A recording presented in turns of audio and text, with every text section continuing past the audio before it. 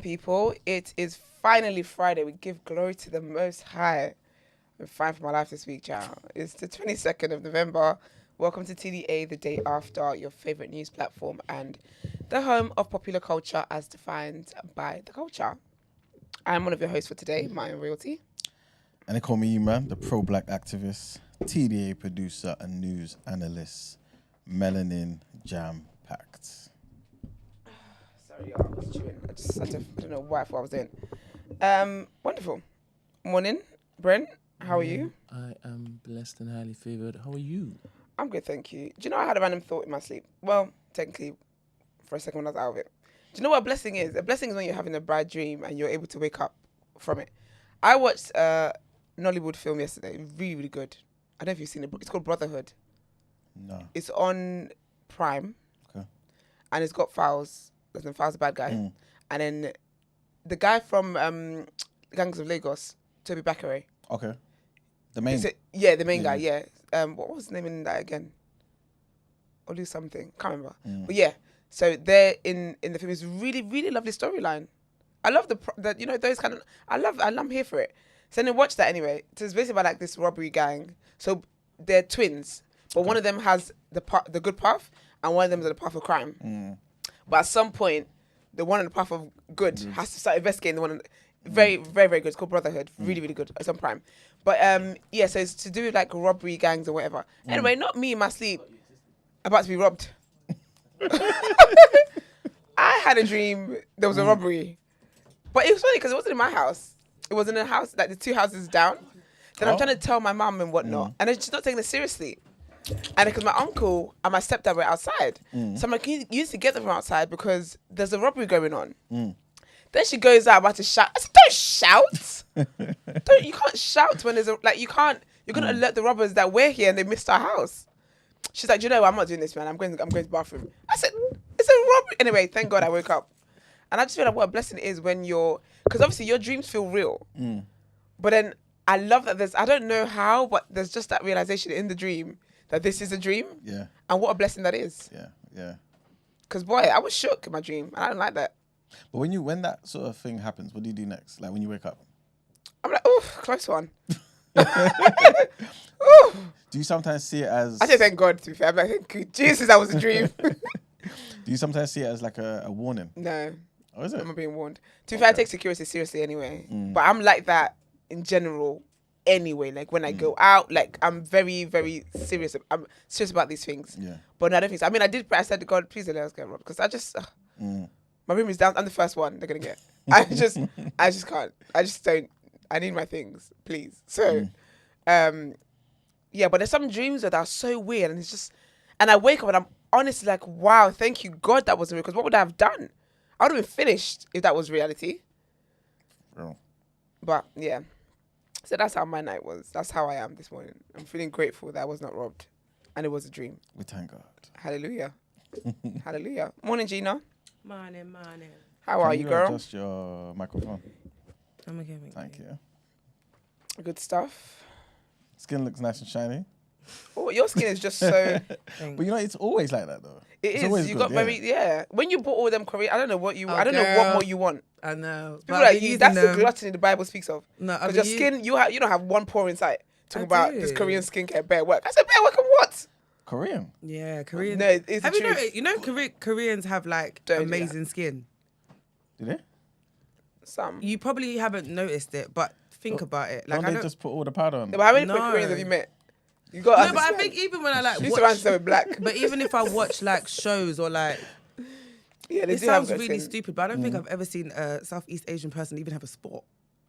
I know what I mean. Their skin just looks bouncy and like they all look young. Yeah, Do you they know what I got. mean? Yeah, I get what you're saying. They all look like. Porcelain dolls. Yeah, That's why you was seeing it, but no. I guess. Powder. But they have really good skin, have and good skin. their skincare is like a thing. So it Yeah. works on the melanin because you know they don't. No, it works in the melanin. I mean, I've invested, and Okay. so far so good. That's true because you ain't never complimented her skin. So we on to Exactly. something It's good. only today that you complimented We my on skin. to No, but it Something always good. looks amazing though. 100%. So I didn't think that you did anything different. Oh, but yeah, thanks. But yeah, it is good. How recent have you started using the Korean method? My stuff arrived last week. Is it like a gift? No, For I being just paid. Jane? I paid for it. Oh, was it? I spent 120. Listen, even when I was doing it, I just thought, girl, You think Koreans are gonna gift her stuff? skincare. Just Jane is global, But I you know? have been gifted skincare like from a Korean brand though. See? I have, but they're a Korean brand that's like international, so they've got stuff over here, whatever. So I purchased the product and I used it and I was gassing it and I was like, this isn't even an ad by the way, but like look at my skin. Then they DM'd me and was like, oh my gosh, thank you so much, like, and sent me stuff. What was the product? CosRX, the snail mucin. Oh yeah, that's really Yeah. good. Yeah, that will do it, boy. Snail. Hydration, Mucus? that will do it. Snail mucin. That's what it's called, but I guess that is snail. Put snail stuff in it. Yeah, it's literally giving snail. Like when you see the product, the gut is, like my cousin can't use it because it just makes her gag. So you got snail slime on your skin. No, I haven't used that today, If it works, right? It works there. but it does work though. But I haven't used got the gel that. cream. I went all the way, boy. Yeah, Hydration wise, it really gives I you have the dry hydration. skin, so like hydration is a thing for me. So when you say my face looks shiny, it's a thank you Jesus, because you see, like I can come out the shower and I look like a ghost. Like it's so like, my skin is too thirsty. Like she is parched. So I need all the hydration I can get. So, yeah. Somebody's birthday is today? Whose birthday today? Is it Sarah's birthday or is Sarah's sister's birthday? Oh, yep, sister. Okay. Samantha. Big up Samantha. Big up Samantha. I haven't seen Samantha in ages. That's because you ain't been to the Ned. How about I'll be there next week? Okay. Yeah, who all gonna be there? How about that? If your budget's coming true, then need to let me know you though. At this point, I'm coming on my own. Everyone's going to see what I'm doing. You're coming with I'm meant to be going to Amsterdam. Instead, I'm not going to Amsterdam. Coming with your I'm coming by myself. I said, did I stutter? I'm gonna need you. Huh? I'm gonna need you. You're annoying. I'm not doing that. So I'm coming by myself. All right. I wish I never told you, you know. Because I gas you up too much? Yeah, don't All gas right, me. then. Okay. God damn it. Please. I'm not worthy of the gassing. I beg. All right. Good morning, everybody in the chat. Everybody. Let me just run through it. No. Question to the room. How do you think people perceive you? Oh, Ryan, let me start with you. What, people in the chat or people in life in general? Just in life in general. But obviously, there's a lot of people in the chat that you can speak to as opposed to a random person. No, let's start with at work because you turn up as different people to different people. Yeah. So at work, how do you think they perceive you? Someone who minds his business. Yeah, because I got 4 different jobs, innit? So all of them. Do you really? Yeah. 4? Yeah. Hey, you're a real Nigerian. honestly. But yeah, man, I'm my Why? own business, man. Why? Because I need money. No, you know what? I'm here for different streams of income. So let me not even. Why am I even like? Anyway, yes. So yeah, man. Yeah, just I feel like most people kind of see me as reserved and mind my business Yeah. to myself. Yeah. How about in the chat? How do you think TDA people see you? I think kind of the same, you know. But As in you mind your business? yeah, I think to some degree. Obviously, like I can't be here and just not say nothing in it. Okay. But in it, like, I guess my default would be just to mind my business, man.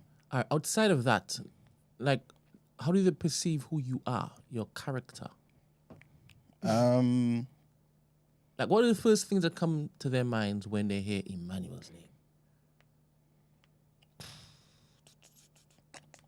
I don't know, you know. I'd have to ask Let's them. focus on everything that you stand by, the gates that we've experienced on this show. The first thing that they hear is Emmanuel. What comes to their mind? A lover of black people. Okay. Yeah. By any means necessary. Okay. I don't know, that's what comes to mind, man. Okay. All right. Interesting. How about you, Gina? How do you think people perceive you? Because there are a lot of people that obviously view you and your content. What do you think comes to mind when it is there, here, Gina? Gym, fitness, health, all of that stuff. I think that's gonna be the first thought. I feel like different Characteristics, please. So just say gym, fitness, health. Characteristics. What's characteristics of gym? I don't know. Oh, all that stuff. Hey! Yeah, I guess so. Let's get into the headlines. Why you over it? Yeah. Let's get into the headlines. What happened? Wow, he is over me, boy. No, it's not y'all. In fact, it's not just you. It's both of y'all. With the quickness. Yeah. Let's just get into the He's headlines. over You it. should have started with that stuff.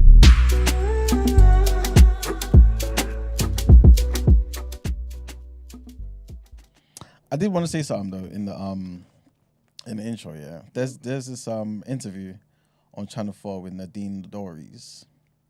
If you don't know who she is, basically she's a Conservative MP. Well, she's still MP. I'm not too sure. Either way, she's like one of the top supporters of Boris Johnson, in it. And listen to how this starts. Yeah, because basically she's got a book now, almost like a tell-all book about what's going on. She talks about all the people that tried to, you know, that sort of scandal thing. Mm-hmm. You know how there's the powers that be and all that sort of stuff, and how basically these people tried to get Boris Johnson into power and tried to immediately take him out of power. And somebody was asking her like how soon, and she was talking about like a month, like basically in a few months. Well, they asked that much anyway, and they were like, no, in a few days. They literally, the plan was to get Boris Johnson in power, and in a few days get him the hell out of there. As in by killing him? No, just some other deceptive means. Oh. Like there's like a small group of these people this is who are back so when he was powerful. Prime Minister? Yeah. So she's talking about all of this sort of stuff, right? In fact, let me just play the intro to it, because it just sounded mad. Why's my thingy not working? You're a woman who's got to the top of British politics, looked at it, gone, it's utterly rotten. Yeah, I have, and it has to change. If it doesn't change, the Conservative Party has no chance of survival, because I cannot believe in a million years that people who behave in this way, who are more interested in a hedonistic lifestyle, in having group gay sex sessions in offices. If you look at any stage during the day at BBC Parliament, you will see empty green benches in debates, but you won't see empty bars, and you won't see empty offices, two particular offices where those group gay sex do you sessions think Boris took Johnson place. ever had sex in a work environment? Doesn't that sound mad to you? Do you just expect this? No, but they're human, isn't it? Boy, That is insane. nothing to shocks me. me anymore. From time these that were telling us in lockdown that we can't have parties and they were having their own Christmas party, it's like, do you know what I mean? Yeah, but still, you feel like certain things, at least you've got a secret place where you do it. But in offices, People have sex in offices, well, not all the time, but like, you don't watch programs. yeah, but groups, just like a group of people. It's insane. Anyway, let's go into the headlines. So the first headline, the Israeli Prime Minister Benjamin Netanyahu has condemned as anti-Semitic a decision by the ICC, the International Criminal Court, to issue arrest warrants for war crimes against him and his ex-defense minister, Yoav Gallant. He said that ICC was falsely accusing them of deliberately targeting civilians. This when we do everything in our power to avoid civilian casualties. The ICC also issued a warrant for Hamas commander Mohammed Daif. Israel said that he was killed in Gaza in July. ICC judges said that there was reasonable grounds to believe that 3 men bore criminal responsibility for crimes during the war between Israel and Hamas. US President Joe Biden called the ICC move against Israel officials outrageous. Whatever the ICC might imply, there's no equivalence. None between Israel and Hamas. This is what Joe Biden said in a statement. He also said, we will always stand with Israel against threats to its security. Both Israel and Hamas reject the allegations made by the ICC. Next headline, and after hours of speculation about what exactly Russia used in its attack on the central Ukrainian city of Dnipro, this morning we arrive at an answer when President Vladimir Putin spoke in a surprise address to the nation. So on Russian state television, Putin confirmed that Moscow had used a new intermediate-range ballistic missile, which is capable of attacking targets at a speed of 2.5 to 3 kilometers per second.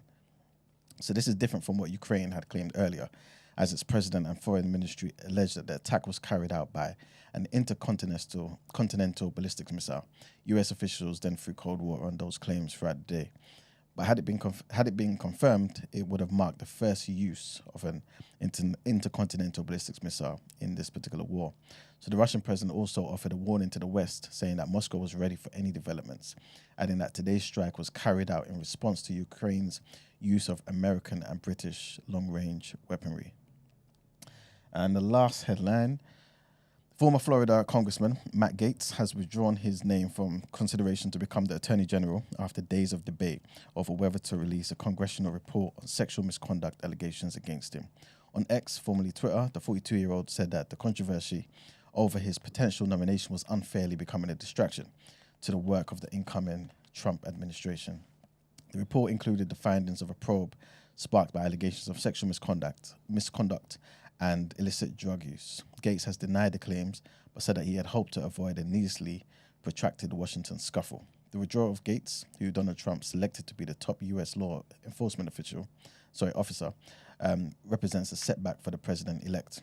And on Truth Social, which is his own social media platform, the former and soon-to-be president said that he appreciated Gaetz' effort to become the Attorney General. He said he was doing very well, but at the time, did not want to be a distraction for the administration, for which he has much respect. And Gaetz said on X as well, that I remain fully committed to see that Donald Trump is the most successful president in history. I will forever be honored that President Trump nominated me to lead the Department of Justice, and I'm certain that he will save America. And that's it for the headlines. All right, let's get into our What You Saying topic of the day. Before that, the ICC headline that you read in the beginning, did you deep that? Yeah. What exactly, though? That they have now issued an arrest warrant for this guy. Netanyahu, yep. Yeah. Another story is that Senator Lindsey Graham, you ever heard of him before? Sounds familiar. Threatens to sanction countries who cooperate with ICC arrest warrant. He says, I will soon introduce legislation that will impose sanctions on any country that cooperates with the orders of the court in The Hague. I don't care if it's Canada, France, Germany, or any other country. These arrest warrants are a threat to the US and not only to Israel.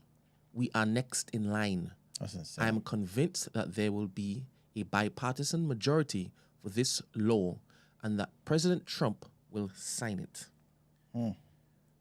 So obviously, if it is that you lock up this guy or at least arrest him, I guess what he's saying is that they've been so complicit in this that they are going to be next. And obviously, the UK will be next after that, right? In fact, US has been more like in favor of it than the UK.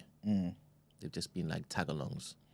Yeah. But these are big implications, 100%. Them going in the public sphere and saying anybody who has him in this country, look to arrest him. And I think, was it Italy? Italy Prime Minister who said if it is that he enters our country, we'd arrest him? I didn't hear that, I think, was it Italy? I think the Prime Minister's a woman. Italy Prime Minister. Yeah, it was Italian Prime Minister. That's insane. Yeah, interesting. That's insane. We have to keep our eyes on that, mate. Putin doesn't want to back down, and he definitely won't back down with this Ukraine thing as well, man. I was listening to, I think, his defense minister talking today. He had an interview with Sky News, and he was basically, obviously they're talking about the nuclear weapons and that, innit? And basically saying, obviously, they're not going to go to that extreme or whatever. But the guy had the audacity to ask him, if you guys come to a deal, would you give back part of Ukraine that you've taken, that you've stolen? I thought, like, what, is war a game to these people? Like, why would you expect him to give it back? Give them, like, why?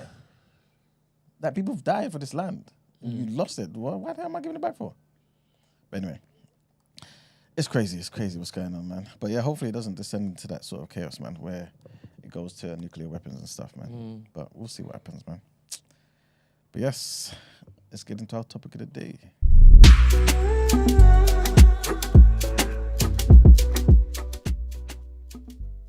Let me read an email then. Okay. Email in. Hi guys, hope you're doing well. I just wanted to let you know that all of you, Marks, Brent, Iman, Esther, and Gina, genuinely add so much value and inspiration to me, my husband, and my kids. I've shared so many of your videos. Sorry. There you go. I've shared so many of your videos and bits I've learned with my friends and family. Dope. Being mixed raced, listening to TDA has given me so much clarity on my blackness and helped me appreciate my skin color, my race, my ethnicity, and my heritage. And I'm really trying to encourage others to do so. And this show helps me. Just wanted to let you know you're all doing so well and a bloody good job at improving and bettering ourselves. That's really sweet. P.S. I'm assuming that this is Brent reading this, so hopefully this message can be forwarded to Iman. My eldest kids loved your Black History Month Lest We Forget segment and have made a conscious effort to learn and teach others in their school about who and what they learn from what they listen to on the show. Oh, that is so wholesome. Oh, man. I have twins, one boy, one girl, both 17 and in college, and a 14-year-old princess and 10-month-old baby boy. Aww. Amazing. Side note, word to Esther and Iman, I'm not for polyandry as well. God bless your life. Girl, don't put me in. No, Ema was doing so great. Don't put me and Iman in the same sense This of poly. might be a nice short video for you to watch, lol. And then she sends the video. Let me... That's really sweet. Big up you, baby. Yeah, Send it man. to Big up myself. you. Appreciate Thank you, you, man. hon. That's made my day, man. That's really sweet. Let's do that. Let's see if something else can make my day. What's your problem? Good morning. Morning, girl. Your camera's on you. Oh, the mic. Right. There you go. Oh, gosh. She's back. Literally. How are you, girl? I'm good. Yeah? Man. Good. Mic. Good, thank you. Huh? Mic. Mic's not on. Is it not? This is what I was telling you, Gina. In the 12th year I completely forgot. Telling me. Yeah. You know when I walked in, he was like, I forgot you exist. Tid. I said, oh. He was like, yeah. I said, why? He goes, oh, just forgot you existed. He's in. Because I didn't put the mic on. And I was like, oh, where's my tea? He's like, I said, I forgot you existed. Sorry. It wasn't Oh, even that'll do it. a shot at all. was going to have multiple partners because I had met and fallen for another guy. So I came back and reported that to Carl. So we decided to talk about it. Like, what do we do? How do we go about this? And that began a 2-year journey of Kenya and I just kind of discussing things. We just had to figure things out. So we discussed it for a number of years. I finally came into the knowledge and understanding about feminine, expression and realized you have to allow women to be free and express themselves. And as a man, I need to support her in doing that. I met Tiger at a Halloween party. He was dressed as Tiger Woods, and he was looking hot and sexy. Well, I came out and had a dance with you, so like a we had a nice little romantic slow dance. It was real nice. Yes. That's what it is. And so I decided, I'm going to pursue this. I'm going to see where this leads to. Right. So those just go right up there, and then the green painting goes in the center. My blood All right. I'm super multifaceted. It feels like Carl fits one part of who I am, philosophical what and else is there? spiritual. It has to be. Oh, we have these deep conversations. And then the other part is like thrill-seeking, excitement, traveling, and that's who Tiger fits. But I'm both of those people in one body. So I like to have those multiple partnerships. Is it one nail for each painting? It's probably going to be Them 2. husbands coming Let's do together. the That's what we big like to see, painting man. first. We're Your all husbands. basically trailblazers in Love this it. way, and we all support each other. And that's why I'm so ready to support Tiger and Kenya whenever they need support in their relationship or anything else. I think That's a lot a of real what man. He's a people good man, see on man. day to He's a day man. is He's kind a of like good the man. whys. Why would anybody do that? Why would that man invite you into his house and have you with his wife? Speak on Why? it, Tiger Woods. It's a benefit letting your to wife have in your another shoes. person there. It's a benefit to have somebody that you can kind of relate to, that Nah, you he's dead. can trust, Check versus his just episodes. having some random person come in Or cheating. and cheating, just Lying, hiding, sneaking. It Yeah, really exactly. adds a lot Nailed of it. serenity to the Exactly home. that. A lot of guys that I meet are, I always start out by telling guys that I meet, I already am in 2 long-term marriages. How do they react to that? Most react well. Oh, I'm dating because I'll always be dating. It's just fun. What can I say? It's hard to explain like this her, because it man. feels like The vibe. this is not rocket science. We pretty all serious. love attention, energy, relationships, and love. Big up her, man. I didn't even catch her name. It's wilder that you say the other man is not in his wife, in his girl, but men be nutting everywhere. Yeah, you heard exactly what I said. I didn't stutter. So basically, one guy will get the woman pregnant. Yeah, but then, and I the don't think other they're guy doing will pregnancy be though. nutting on his baby's head top. But they're not pregnant. They're not doing pregnant. And that's not how the body works. I would have thought you be. I thought you were smarter than that. I'm joking. That's not how the body but works. it's despicable. It's not. It's despicable. That's your bias. Your bias makes you say that. No, it might be. Because But they're not having children, because These you men are believe not. in polygyny for the sake of building community, right? yeah, and I Like, feel like it's a having natural bare thing as well. babies all over the place that you can't 100% commit to. Fair No, enough. no, but you should do. But if there's no babies in the works, then what's the problem? No, that's 100%. I mean, There you go. if they want to do this and the men are the type of men to do this, then Yeah. fantastic. That's what they The deserve. other type of innit? men are the ones that be cheating. I don't even tell their wives to be cheating. Nah, so they don't say that. this is just not African. So- though. That's my thing. This Do you is something believe in that polyamory? they picked this crap up from the West. Do you believe in polyamory in the West? Do you think it can be sustainable in the West to do? As a polygyny, as in with Yeah. one man, and I think it depends on the people who are involved. Yeah, not everybody, definitely not everybody. Yeah, okay. But if the people are serious and they got a plan and whatnot, yeah, 100%. Okay. The joke is that it's there's even- there's more evidence of polygyny, like when there's a man with multiple Yeah, women. of not working.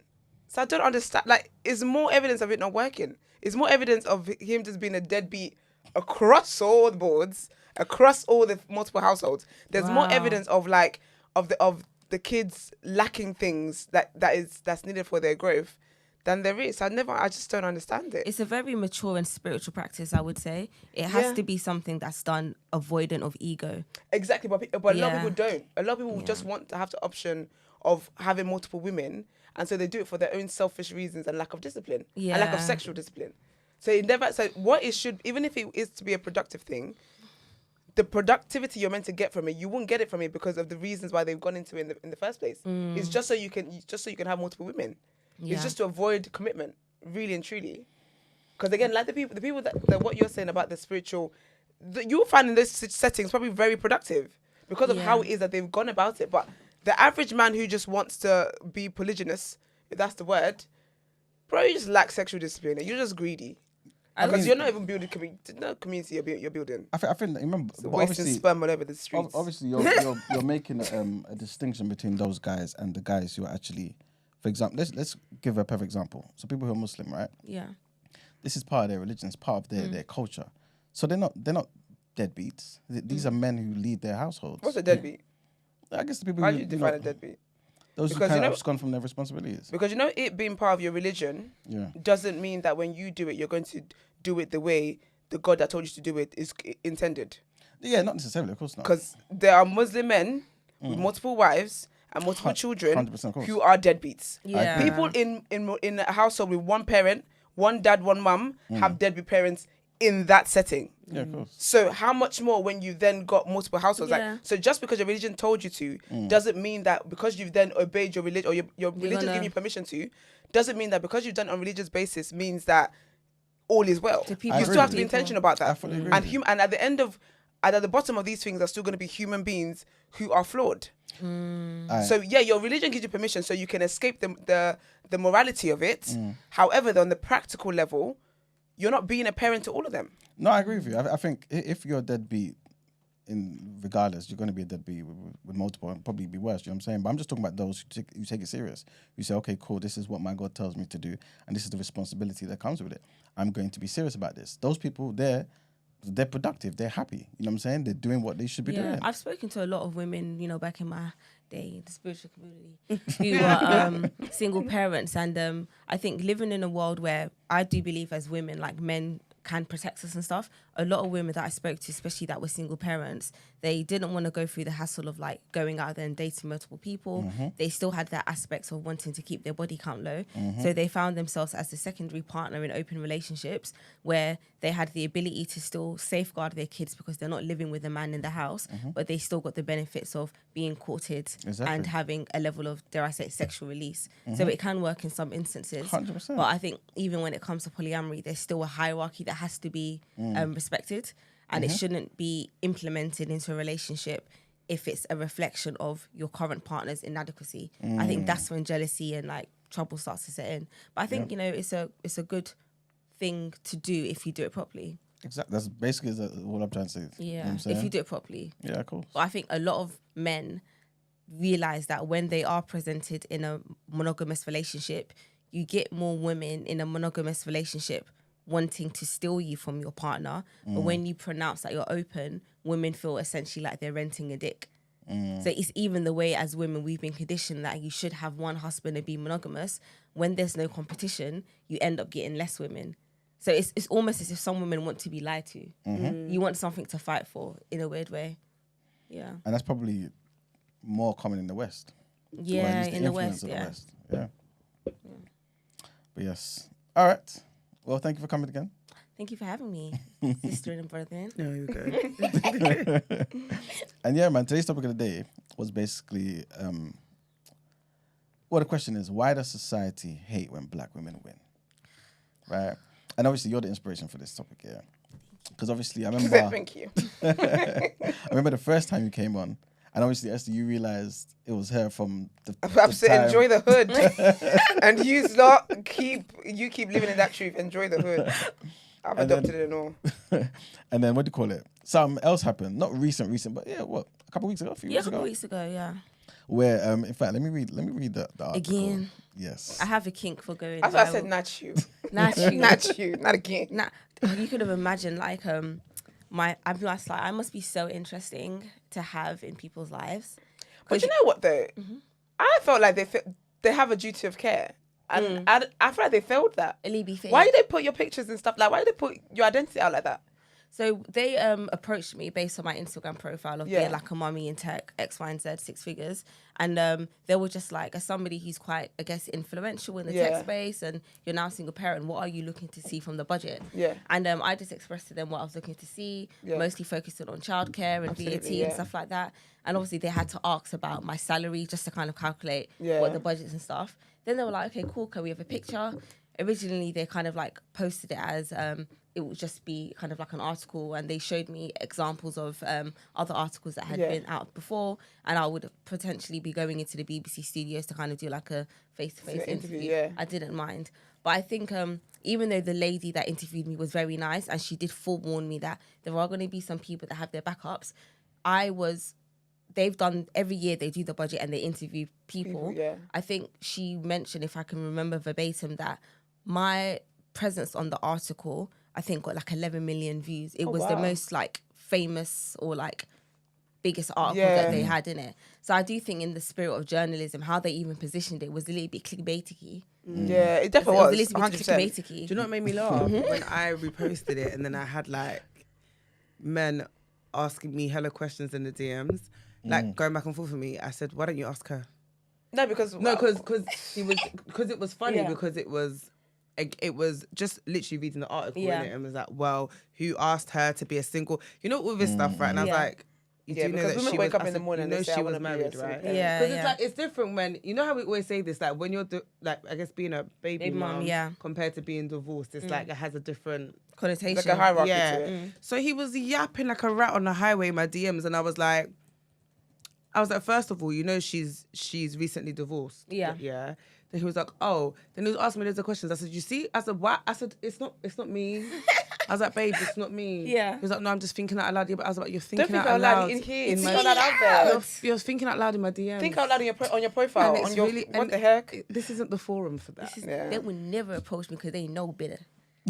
They knew better. I just thought, yeah. Yeah, it's mad. What was the biggest? Who seemed to hate you the most? Or what were the comments? So originally, when it kind of went viral, this time around, compared to Enjoy the Hood, I got more love from my community, like as in black people online. I love Enjoy the Hood so much. I got more love from my community. I got a lot of love from a lot of upper class white people and upper class non-black people. But my biggest gripe, or people that had gripe against me, was working class white people. Working class. Working class people. Yeah, It's because you're a black woman. Yeah. I don't think it's that, you know. Like, I think it's because you're a rich black woman. No, but I was gonna say, how dare you be earning 6 figures plus and be black? Yeah, because the working class, they don't like anybody that's they're like, who let this above them through the gate? Who let this through the gate? I was like, yeah. Because they don't like anybody like that is doing like is rich or get out of my country. attain for exactly. Yeah. And then you're black. Yeah. Oh, girl. So I had a lot of support from like upper class white and non-black people. Had a lot of support from my fellow black women. But it was I had quite a lot of professional support as well. So I had a lot of like executives message me on LinkedIn, like, you know, well done you. And it went viral on LinkedIn as well. And everybody that I've worked with in the management capacity, old managers were like, I can vouch for her. She does this thing. Like, she's really a hard good. worker. So that was really good. But it was mostly white working class people that had the issue. And what were they saying? It was just more like, I'm sorry, but my nan, right, and my granddad, he's a veteran and he can't even afford to heat his house. And you've got her on 7K a month complaining about childcare. Start GoFundMe. And it was like, yes, irrespective of whether I earn 150, 100 or whatever, nobody should be paying that amount for childcare. So if that takes up a third of my earnings, how much more the average person on a salary of 25 to 30K? And that's the whole point of what you're saying. Exactly, and I'm a very big advocate for, irrespective of your colour, social mobility, encouraging women, especially back in the workforce. And a lot of women that approach me, because of childcare, they can't go back to work because you're paying to pay. It just doesn't make any sense. So that was kind of like the highlight. And I got quite a lot of companies and brands wanting to kind of like work with me to talk about financial management if you are a woman of a financial status. I'm going to read some of the article here because people may not know. Basically, it's a BBC article. They had other people in there as well, basically just talking about... Sorry, can I get the heat? I've got goosebumps. Just talking about, what do you call it, their income and basically how the budget may or may not be affecting them, right? From the Chancellor. So obviously Yasmin's in this particular article, and it gives her job as a tech consultant, her income, 150K, mortgage, 1.8, status, single, 2 children, right? So basically, it goes on to say, given Yasmin's biggest outgoing is £2,600 per month on childcare, she welcomes the tripling of investment in breakfast clubs in schools across the country, as well as the rise in the minimum wage, as she believes it could incentivize a lot of nursery workers to stay in the sector. And although her children will go to a private school and she's likely to face higher costs when VAT is added to private school fees next year, she thinks it's the right decision by the Chancellor. So basically, they go on to quote you, and where you basically say, when she explained what the VAT on private schools will be spent on, that it will go towards state schools, I thought that would be quite good. Anything that helps encourage upwards social mobility is a good thing, etc., etc. Obviously, then you mentioned that you're coming from that you're from a working class background. Yeah. So basically, for those who don't know, that's the context. That's the gist of the entire article. So people from the very same background were hating on you, right? Why do you think that is though? Because obviously I have my theory in it, yeah, right? And I may just, in the simplest way, just say people are haters, right? But why do you think that's the case though? Do you think it's because you're a woman, a black woman, or do you feel like if you was a black man, it would be exactly the same thing? I feel like it's because 3 things. I'm black, I'm a woman, and I'm a single parent. Okay. So it's kind of like being able to kind of like use social mobility to smash academic records or financial records, especially being a black woman in a white male-dominated industry, is somewhat of an enigma or kind of rare in itself. But I think when you are a black woman and you're a single mum and you don't adhere to the negative stereotype of what it means to be a baby mum or a single mum, it makes a lot of people feel inadequate because essentially you've had so much things that have been put in your way to not make you succeed and you've managed to do it. So it's kind of like how does this person who statistically has so many disadvantages against them still manage to do better than me? And I think that was where a lot of people's ego. So I would dare to say that my biggest haters from what I saw were not only white working class people, but also black working class men. So I did kind of like see quite a lot of backlash on Twitter from a lot of black men, like Gina was saying, like, oh, but who told you to be a single mom? It's like, irrespective of like whether I was married or not, what does being a single parent got to do with this? This is what I'm trying to get. Like what do you mean by that? What does that got to do with anything? What does my single parenthood? Who told me to be a single parent? Like, are they basically saying, oh, who told you to be a single parent because essentially they see you as complaining about how much it costs, or what? Yeah, I think that's where they're kind of going with. But it's like, even just a highlight on who told you to be a single parent. Have you married your baby mom? Well, speak on it, sister. They don't do these things. And it's just like, are you paying for childcare fees for your kids? And it's like, well, where are we going with this? So I think even with that as well, I do feel like there was a lot of black men that kind of did have an aspect of a backlash, because it was kind of like, it's kind of like the Sierra effect. Like, we don't want her to entertain women to believe that they can do the same thing kind of vibe. Yeah. That's diabolical, man. Sierra effect. Adopt that. So, Gina, what were some of the guys saying? It was just, let me even go and find it. How dare she? How dare she be black and successful in the world? And while you're looking, have you experienced a similar sort of thing as well? Where as you're progressing, you feel like, obviously you're not putting out like your financials online and whatnot, but have you noticed that certain people from even the background you come from start to say certain comments, kind of hating? You know what? One thing I have noticed, is basically, and I talk about it quite a lot now, and I make jokes about it, but I was like, every single week a black man on the internet tells me that I'm ugly. And every single week I'd be in the comments saying that your mama should have spat you out. No, and it's crazy. It's literally a thing though. So basically, when your post, I've realised, like, when your posts go viral, it obviously enters a new realm. Yeah. And it's not your echo chamber anymore. It's completely different people, right? So within the last 2 months, I'd say every week one of my posts goes viral, over 1 million views. And with that comes a lot of random hate, right? But it's like, it's literally black men every week without fail. They're joking. In my comment telling me, oh, your face is ugly, or you're ugly, or you got a nice body, but your face is dead. Like, literally. And I would always put up my story. Like, and some people would be like, oh, don't feed into the trolls and stuff. I'm like, I'm not even doing, but I'd run jokes. So like yesterday I was filming content, and I was like, oh, filming content in the hopes of it going viral so black men can come and tell me that I'm ugly again. And then like, everyone in my stories was like, oh, do you know you're not ugly? And I was like, listen, I don't even do this because I need you lot to tell me this. I was like, but it's actually a thing. Like, every week without fail, I've got all of them screenshots. And I'm like, and the thing is, it's very much unprovoked because none of my content is about, like, it's gym tips. It's literally, it's gym banter, right? Literally. It's just gym jokes.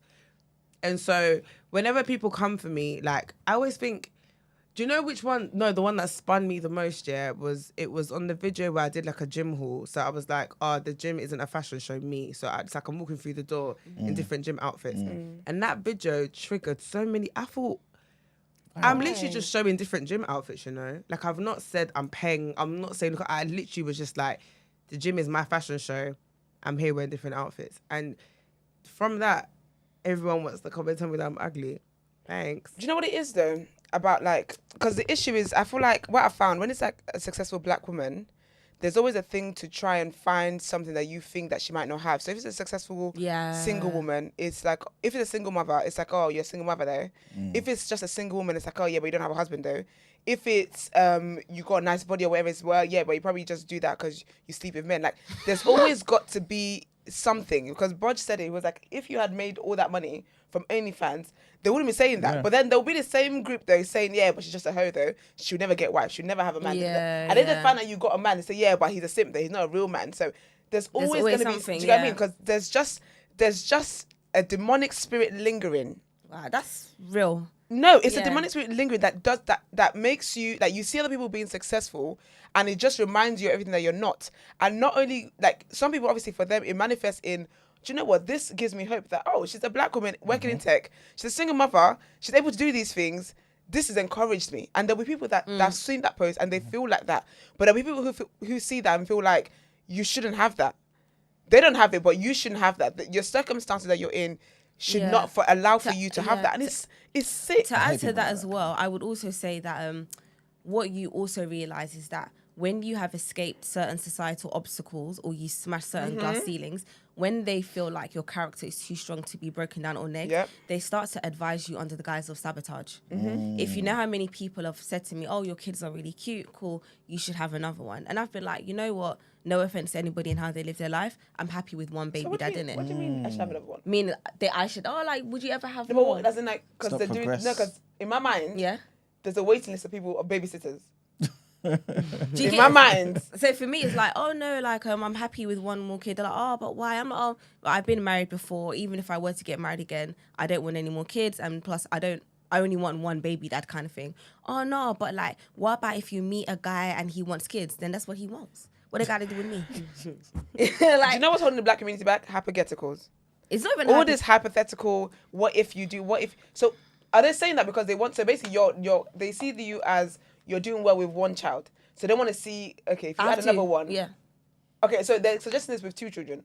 So I have 2 now. Yeah. But are they suggesting you have another child? Third one. They want you to have a third one. Yeah. But like, I'm trying to understand what the thought process is. Just somebody else. So is it because they see you doing well with 2 children? They're like, oh. But if she has one more, she might struggle. My ex-husband hasn't succeeded in humbling me enough, so let's see if he can break the... Yeah. And I'm just like, 1 minute in society, you penalise a woman for having more than one baby dad. And you're like, and I'm here like, you know what, I hear it. I only want one. Good. Why are you trying to convince me? But you know what, another thing is that, because even when you said about people bringing up, oh, you're a single mother, blah, blah, blah, and people asking you, yeah, but she's single, all that stuff, it's the way society looks as single parents. Like people just assume, like when you're a single mother anyway. So maybe single mothers they just get backlash and they get criticized and they get all that stuff, all the negative stuff. And then single dads, and bring up the single fathers out there, but single fathers get empathy. It's like, oh, and then you got all the people that wanted to help them. Yeah. Like even when you see them in a place with like women, we're like, oh no, we're fine, we'll help. And then sometimes there's so many like comedic jokes about that on TV shows where the single dad will walk into like a nursery, for example. The woman's got her own kids, by the way. All of them got their own kids, but they'll leave their kids down to just help this man and it's weird. And even like when it comes to the whole baby mama thing, it's a slur. It's like white people are not called baby mom. It's a slur. It's only really used in the on black women. Do you know how many like successful white women I have that are mentors that are millionaires or maybe 300k minimum? They've got 2-3 baby dads, been married 2-3 times. No one says anything to Stacey. There's nothing to say to Stacey. They ain't got a damn thing to say to Stacey. Well, me that's been married once, I have one baby dad. My baby mum, or why don't I have another one, or I'm being selfish because if I won't consider giving another man a kid and I'm pricing myself out of the dating market. I'm like, you lot don't make you selfish. Is that men are saying saying you're selfish. But the same men who, if you have 2 baby fathers, will be the and I'm like, what is it about me? Why do you want me to have? Because again, it's about the humbling. It's the humbling, like that category of black men like this. They want black women to suffer. Yeah. They don't understand why it is that you've got a hold on things. They don't understand why, yes, you're a single mother and you're earning this much. They don't understand why the story has turned out great for you in that way. It's like there must be struggle, there must be suffering, there must be, and then do you know what I mean? It's sick. Or they will offer me help in my DMs under the guise of, like, I didn't even know you were single now. Like, I know how hard it is. Like, if you need help, let me know. And I'm like, thank you very much. I'm cool. And then they'll be like, yeah, no, trust me. Like, if you like need help or you're suffering, like, just let me know, you know. I'm like, no, I'm actually cool. Like, you sure you're good? Yeah, I'm good. And it's like, is it hard to accept that I'm okay? Like, what is it that, I don't know, it's very, I don't know. It's strange and sick. Yeah. And if I tell you the amount of podcasts I've been invited on about, and I'm like, I'm not going on a podcast about body count or baby mom, baby dad. Like, this is crazy. I'm not doing that. So they want to fight in the lift afterwards. Oh, very man. weird. Do you feel disappointed? Like when people, I guess, say what they're saying to you? Or do you kind of expect it from certain people? It's like, okay, because this is part and parcel of being successful. Do you know what? I think from this time going viral, I'm happy that I got mostly of the support of like Black Twitter this time round, but I didn't realize how influential or how different I was until that BBC article came out. Because I think when you're just wrapped up in the motion of doing what you're doing, and I literally just enjoy being in tech in my job, to me, I just do my job in it. But it was when I went viral and then I kind of like understood the stereotypes against me, then I realized, oh wow, like, okay, I understand. I was disappointed, but it was expected. Yeah. And if anything, I think even if I was to go forward and like romantically want to date, it's now changed my perspective that do you want to date me or do you want to humble me in it? Do you know what I mean? Like, it's very scary, like in that time or in that aspect. Like, do you want to date me or do you want to humble me? And yeah, I was disappointed by a lot of Black men. With the white people, it's like, cool, white working class, that's expected. But I think with the white people, especially with the Black people, especially like, I would call them like, a lot of them were like podcast adjacent bros. Okay. So hence why I was just like, we bash single mums, we bash baby mums, we bash women for not choosing properly. But we bash women or Black women for being single mum on benefits. But I'm not on benefits. I'm I'm ex-wife. I have one baby dad. What's the problem? Yeah. Hate him. I was gonna ask something. Oh, you said something about what was it? You just said it. I can't remember. It just escaped my mind. What was it? Connect to your third eye. Bring it back. Jasmine, please. Please, ma'am. Oh, let me do that again. You're even doing it. Yeah, no, because it came back. Yes, there you go. About you dating and stuff, yeah? Yeah. And if you may think that somebody's trying to humble you, do you feel like you only get that sort of energy from somebody who, I don't say below you, but in terms of like how much they earn and where they are in society, is it only somebody that's below you in that regard that you think will try and humble you? Because somebody that earns as much as you or more, do you think they'll have that same sort of energy? I think when it comes to misogyny, it's not about salary, you know? Okay. Yeah, I feel like if you can be a man that approaches me on 300k, you can still feel like, you know what? No, you can be a man that's on 60k or 40k and still have the same mindset. But I do feel like a lot of guys would want to just done your dance in it.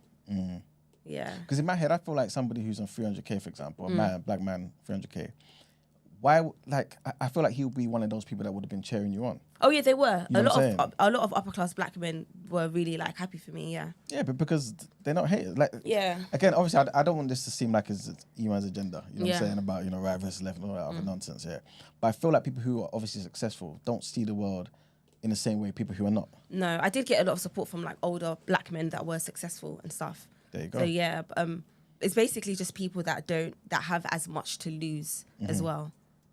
Yeah. I remember, just to kind of go back, I think it was a few years, isn't it, when you said enjoy the hood, isn't it? Yeah. That's it. Because on a t-shirt. Because I feel like it started from you just wanting to educate people, innit? Yeah. All right, cool. So many people don't know, but can you tell people what you do? So I work as a cloud architect, so like an AI cloud architect, basically. Okay. So like, how did you get into that? I went to uni and I was one of the first. I got a scholarship to study artificial intelligence and robotics. Graduated, went to work. I went to work straight away. So before I graduated, I had a job.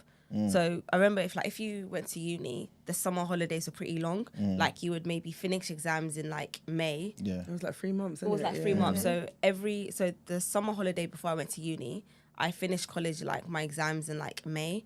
I got a job, went to uni in October, and then I replicated that every summer.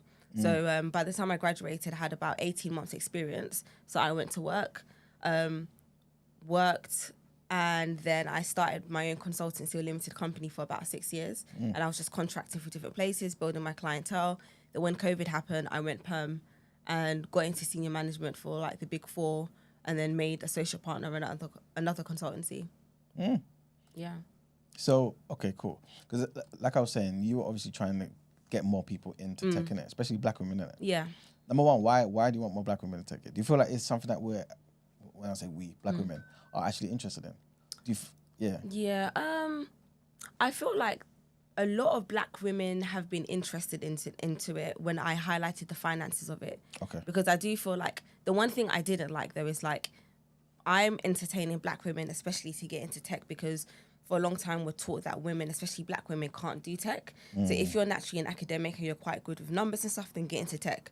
But when I highlighted the salary, a lot of black women wanted to get into it, which was great, but they also kind of remix it into this kind of like, I'm in tech baddie city girl vibe. I'm like, no, baby, don't do that. That's not what I was trying to do. Don't do that. I'm not trying to. If that's where you want to go, I'm happy that black women are in tech. But it was also because I was very passionate about the level of financial freedom it gave me and the fact that I was able to not only socially mobilize, but boost myself out of per se the hood. So I've always believed in kind of like chucking the ladder down. And that was basically my idea to do it. And they threw it back to you. They just threw it back. As always. They threw it As back. always. But apparently it was the way I came across, but It's never that, man. It's a lot of projection. I'm sorry. It's a lot of projection. And 9 that was- times out of 10, whenever you're trying to be positive, yeah, and especially when you're coming from a place of leader by example, whenever people like draw negativity from it and it becomes like a viral kind of like crucifixion, I always think, you know, this is projection, right? Because if you actually stop and listen to what I'm saying, there's nothing bad here. Like, this is actually going to benefit you. So if you like, enjoy the hood. yeah. And I'll continue to enjoy it from my palace. The fuck? When you do it. so, like, in terms of, I guess, like, what's next, right? In terms of how you want to take it from this level to the next level. Like, what's your plan? So I think career-wise, just keep on kind of like, I would like to kind of maintain being a bit more technical, as I am doing now for a really great company. I think on the regards to kind of like my Instagram presence or my social media presence, I clearly have a kink for going viral. I don't know what it is about me that just... No, honestly, it must be like some sort of like subconscious humiliation kink, because I don't know what it is about me that I just go viral. So I feel like maybe it's just some sort of a destiny calling that I need to kind of like influence people. So, but I don't have that much followers on my Instagram, funnily enough. I have about under 5,000 followers, which is okay, but I guess compared to what people... But have you been proper active pushing? No, it's a mixture of both, to be honest. Like, one minute I'm talking about like tech and motherhood, and then I'm just like, I got a dress. Like, candles. Like, so I'm very like all over the place, because to me it's also I've always said that social media for me has always been an external projection of my mind. And that can be a good thing because I use it authentically, but it also can be a bad thing because there's times I'm just up on TikTok just reposting things to my Instagram that everyone's like, girl, you okay in the morning? I'm like, what? Oh, why would I do that? So I think if I am to kind of like continue on this brand path, which I hope for 2025, I will probably get a social media manager. And also as well, I'm going to be very specific in regards to like the podcast and stuff that I go on, because I've come with this podcast because I like your vibe. We can have you understand the concepts of conversation and debate, but a lot of podcasts want to bring me on to kind of draw me out. And I am from the hood, so I will win my career. So they just want to bring you out to draw you out kind of thing. So I think I'm just kind of focusing on marketing myself mostly on platforms like LinkedIn or TikTok, just things that are a bit more neutral. And I really want to push this image of, you know, now I guess I do feel like to a certain extent that BBC article has put me in a place where they see me as kind of like the token black single woman, you know, who's a parent as well. So I'm more than like happy, I guess, to kind of like run with that. But I really want to, how do you call it, like advance or put out there how to manage your finances as an upper financial class woman, not just black. So I want to kind of move away from the black stuff and just focus on, if you are a mother and you do happen to earn 100K and above, this is what you should do. Even just stuff like dating. If you are dating and you're going to one day bring a man back to visit you in your 3 or 4 bedroom, $500,000 house, put yourself on Experian credit lock so no one can take out credit your name, because there will be people that try to do that. So it's just kind of like, I guess to many people, I'm the new image of what it means to be a black single mum. Whereas in America, I think it's pretty common, innit, to be like, I'm a millionaire and da-da-da. So I was even speaking to someone and they were like, being a black person on 6 figures is adjacent to being a millionaire in the States. Because it's like, our community is quite small in it, so you don't really, And I guess, actually, I don't know, in my head, when I'm thinking about, when you mentioned about the single mothers who are doing really well in America, for some reason I just started thinking about all the housewives and all that sort of stuff, right? And a lot of them, if I'm not mistaken, you guys obviously correct me, did they make the money themselves, or is it from the husbands? A lot of them usually kind of like had their own kind of presence before, but their connection to their husbands catapulted them. Okay. Yeah. Okay, because in my head I'm thinking about what's her name, Kenya. Is Kenya Moore? It depends. No, I think it depends what franchise. Okay. Yeah. It depends what franchise. I think with the Atlanta women,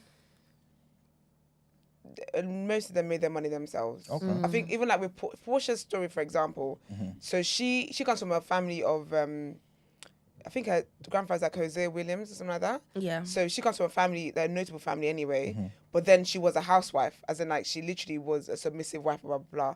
And then he just one day switched up on her and she was like, I need to have my own money. So then she started her own businesses and obviously being on the platform or whatever helped her get that. So a lot of them, they're on the platforms because of the women that they are, not necessarily not because their husband got them on the platform. And obviously the platform is a way for them to earn money. And then when you're around other successful women, it motivates you to want to make more money. So I feel like with the black women, it's like the odd one here and there that get their wealth from their husbands. And even after a while, they start to feel a bit out of place because everyone else that you're around is a boss babe. Because there's been more conversations, I would say, with the husbands coming in and there's a whole thing about you earn more than him. What does that look like? I mean, look at, what's her name? Candy's mum and Todd. That was still a thing going on. Do you get what I mean? So I would say a lot of women, they made their name for themselves. Or even if they're, like Nene was a stripper and she married Greg. Obviously, he was older, so he had money, whatever. But he pushed her to want to be successful and whatever. So they got their own money. Do you know what I mean? They got their own money and they made their own names. Okay. 'Cause I was just thinking, is it somewhat different, I guess? Because obviously, not to bring up your ex-husband or whatever, but obviously financially and stuff. Yes, please. You're so funny. Well, financially, obviously, you were doing better, innit? So it was more so, I guess, a case of you being the one who's kind of put yourself in this position. Not to say, obviously, I'm sure obviously he supported you, of course, right? But you were the one who did X, Y, and Z, innit? So, yeah. I was going to ask you, though, before we wrap up here, do you feel like you being in this position, right, there's certain views that you now hold that you feel like you never would have held if not you being successful, that a lot of black people will kind of criticize you for? Yeah. Like what? I don't believe every disagreement I have with a white person is racism. Yeah, so a lot of people ask me, like in my career, how have I like negated against racism? And I said, I'm in the intersection of so many things, racism, colorism, classism. So it's very hard for me just to focus on that. So I think when it means to me like talking to white people from a professional point of view or even a friendship point of view, I listen. I guess what I'm trying to say is that I see people for their energy and not necessarily their color. Another thing is that I also am very aware of that a lot of the stereotypes and the downfalls of black people is because of our surroundings. And I was very aware of so even just little jokes like black people are always late. To a certain degree, that's kind of true. So when I went to work and I understood that black people are always late, I realized that we are living in a world or a corporate system that's governed by time. I can't just succumb to my stereotype or my environment of black people always late because I will be fired. So it's just stuff like that. I'm always willing to go above and beyond. And I do think that is an aspect of being black as well. But then it's either you go above and beyond and create your finances to create generational wealth, or you don't go above and beyond and you're just stuck in the rut. Also, coming from a working class background, there are just people maybe will see me and my salary and my lifestyle and think I'm upper class or middle class, but I would always see myself as working class because I'm only around middle to upper class people at work. So even to a certain extent, I can afford to drive a Land Rover or I can afford this, but it's like I would never go back to where I grew up in Peckham with do you know what I mean? Like there's certain things that I can't really benefit or enjoy the fruit of my labour like that. So I just there's a lot of. Why do you see yourself as working class still? Because I like to do hood shit with my friends. And I also feel like I don't befriend people. I think one of the things I've had to learn is that I don't want to intentionally befriend people based on their class. But when even if I didn't allow my salary, based on maybe if you were to come to my house or if you were to, see the things that I talk about, you would kind of gauge where I'm at. And what I've seen is that you get yourself in a situation where you're befriending people from a place of wanting to be their friend, but then people see you as the hand that could feed them. So by default, I've been now catapulted to only really want to befriend people of a similar class or lifestyle because I want to know that were friends because we're friends, not because you want the vibe. You got even stuff regards to like house parties. Cool, I can have a house party, but it's like I have to be very skeptical about bringing plus ones. Or I remember growing up into my career, it went from going out with my girls and maybe seeing if we can go to the club, what table we can be on, not really caring about whose car we're hopping in, to now it's like, yo, your partner is affiliated with this or that, I can't be in the car anymore. And it's like, it causes a shift in that sense. So yeah, it's quite isolating. I want to ask you another question, but there's a question on the screen. Yeah. And there's also a call on the line. Oh, is it? Okay, cool. Question to the beautiful guests. I would like to know if the comments you received outweigh the negative comments. Outweigh the positive comments that you received? Yeah. No, I would say I got a lot of positive support. More positive? Yeah, Okay, to me. Yeah. Good. Good morning, caller. Hey, morning. I didn't want to disrupt your conversation. I know this voice. We appreciate it. What's up? How are you? Hope everyone is doing well. Hello. Thank you. Yeah. Is it alright if I get a bit like nerdy stuff? Like, yeah, of course, man. Yeah, of course, man. It's not clear. Alright, It's just cool. me. Is it alright? Let me off my Bluetooth. Bring it on. 1 second. A bit better. Yeah. Well. Yeah. All right. Cool. So let me talk to you about you were talking about helping women in tech and whatnot. This is something that's been coming across my mind. Yeah. How do you find the tech industry right now in terms of jobs? And I'll follow that up with a question after that. Sure. I always make a running joke that in 2020, when I kind of exposed the salaries that you can make in tech or what I make, and I created a guide into how to get into DevOps, I've always made a joke, and even like people in my workplace always say that it inflated the market, because there's a lot of people, not just women, black people in general, that now are like, oh my gosh, like tech. There was an influx of people doing like boot camps and people being like cloud engineers and X, Y, and Z. I think from 2020 to 2022, maybe 2023, the tech industry kind of was like a boom, and it was quite easy and lucrative to get in. But I think now it's so oversaturated. I tell people that if you want to get into tech, if it's your passion, then that's fine. But it's so hard to get into now, especially if you are like a novice or, you're an entry. You have to mix it with something else. So don't leave your day job. Before you can do like a 6-week to 4-month or 6-month course, leave your NHS data entry job and get yourself into something a bit more lucrative. But I think at the moment now, we have a gap where you either, people like myself that are seen as senior, the market is somewhat booming, only because I've kept myself hands-on. But people that want to enter the field now that are junior, because of the budget and because of the financial economy, not a lot of companies are willing to upskill people. So it's kind of like back in the day, you can apply for a job and maybe have about 70% of what they want and they will upskill you. Now you need 110%. Yeah, so it's quite harder. Yeah. The reason why I asked that is because do you feel like there's a bit of, how can I put it, there's gatekeeping, for lack of better words, where now people are realizing if you apply for one tech job now, you can see it on LinkedIn. It tells you how many people have clicked, just clicked to apply. So it will say over 100 people have clicked just to apply, maybe 130 people. That's just on LinkedIn. That job could go out on 7 different ad boards. Do you think people are now gatekeeping and not trying to teach people what they know, because the industry, like you said, is kind of saturated in some areas? I think what's happening is that, one, due to the increase of the use of like AI, Gen AI, ChatGPT, large language machines, there are so many tools in the market that can generate your CVs.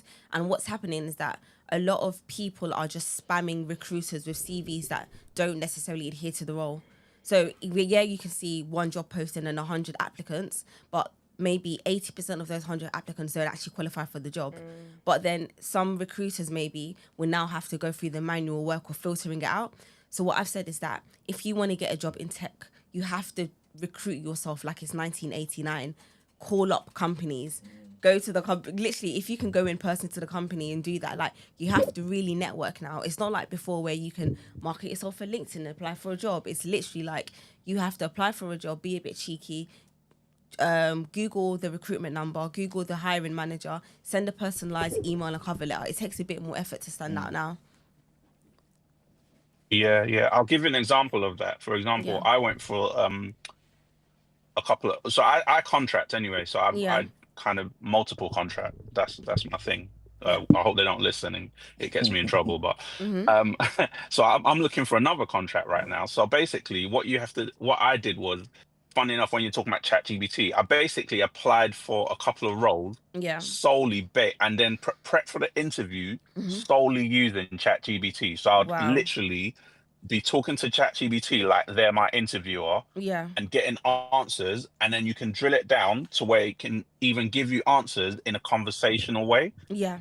You see what I mean? So it'll Yeah. give you like the answer in a tech way, then you say, oh, just give me that in a nice interview conversational way, and it will literally write it for you. And people don't understand, the power of technology. But saying that, where do you think, because one thing that I notice is Black people get pushed towards project management a lot. That's what a lot, Yeah. especially Black women, I would say, just to focus on what you're talking about. Black women get told, oh, do project management. Project management is an easy way in. So that market became really saturated. Yeah. So where do you think is the next kind of, without obviously blowing it up, like the next thing where people can kind of look towards? I've got a couple of ideas, but Yeah. what do you think? I would say it's between cybersecurity, and going back to traditional kind of like coding skills of like Java to use to enhance AI applications. I think the future of, regardless, it's just being hands-on and being able to build stuff. So even for me, it's like, I'm happy that irrespective of how senior I got, I still kept hands-on and I build stuff. So just ensure that you can kind of build stuff, because if ChatGPT and Copilot can do all these things, if I were a hiring manager and I were to hire somebody into my team, or I wanted to build a company, I would want to know people that can build or understand the mastermind behind the automated systems. And I would say also quant computing. So I'm actually pursuing a PhD in quant computing and maths. So I would say quant work as well. Yeah, I echo you on cybersecurity, because when you're looking at all these things that are happening, especially like with wars and stuff, wars are not fought. I mean, the wars are fought on the ground, but wars are fought digitally as well. Yeah. Like people want to steal information. So you're looking at, people will start having to invest heavily in cybersecurity more than they even do now. So I think that is an area. Also, information security as well. Yeah. People want, like, look at all this stuff with X, people wanting to leave X and stuff like that. It's because they're digging into your data, they're taking your data. Like, data is really important for companies. So that's something that companies will have to invest in. And obviously, like you said, AI, if you learn programming languages for AI and stuff like that, that's another way in, to be honest with you. But I think so. It's a good chat anyway. Like, it's something that I've been really wanting to talk to people about, because there is opportunities to, like, for example, like we're talking about our Black people. There's websites that I would say that I will go on, and Indian people from India will teach me Java, for example. I want to learn Java. I'll pay someone $25, as little as that. They'll teach me a certain part of Java or core Java, just for $25 for someone crazy. in India. And it's like, for Black people, I eventually, I would want to do something like that, where I have schools where we can teach our Black people tech, because tech is a good way to obviously build wealth as well. To be honest, where I got scholarship and sponsorship to host a 6-week bootcamp coding class on like helping mostly Black women or Black people into tech, and white women showed up. Wow. Or one Black girl came and she brought her friend for free. And it's just like, they just. But thanks for the chat, man. I think it's important just to get some of that stuff out there, just because you're talking a lot about the social media stuff, but I like the tech stuff that you do as well. So I think that's. I'll try and link up with you anyway. I'll drop you a message and we'll see what we can link up and do something. Thanks for the call, mate. All right. Thank you. All right. Sorry. Obviously we need to wrap up, but you mentioned the whole thing about AI. Are you scared about AI? Are you scared of AI? I can't be scared of AI. Okay, cool. That's my job. No, but you know how people obviously we spoke about it on the show a few times as well, about people are scared about AI. Obviously the open letter that was written by Elon Musk and a bunch of other people. Like, you just feel like humans will still be able to I really want to get a Tesla robot. Oh, serious? Yeah. I'm going to buy a Tesla robot 2025. Serious. Yeah, I'm on it. Okay. Weren't you gonna make a sex doll or a sex Yes, robot? I was. Yeah. Do you remember she said it? No. Last time she was gonna do a sex robot, but then she felt like it was Illuminati. It was what? A little bit nutty. Yeah. Oh, I thought you said Illuminati. That's what.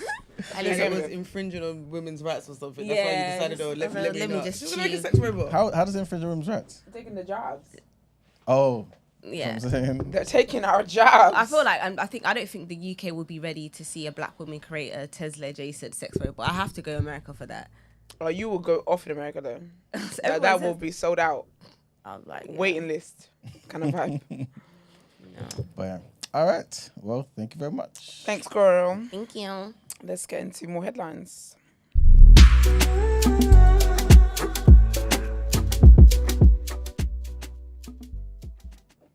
Did someone just join the stage? Okay, cool. All right, 1 second, people. You guys remember, what's his name? Captain Tom?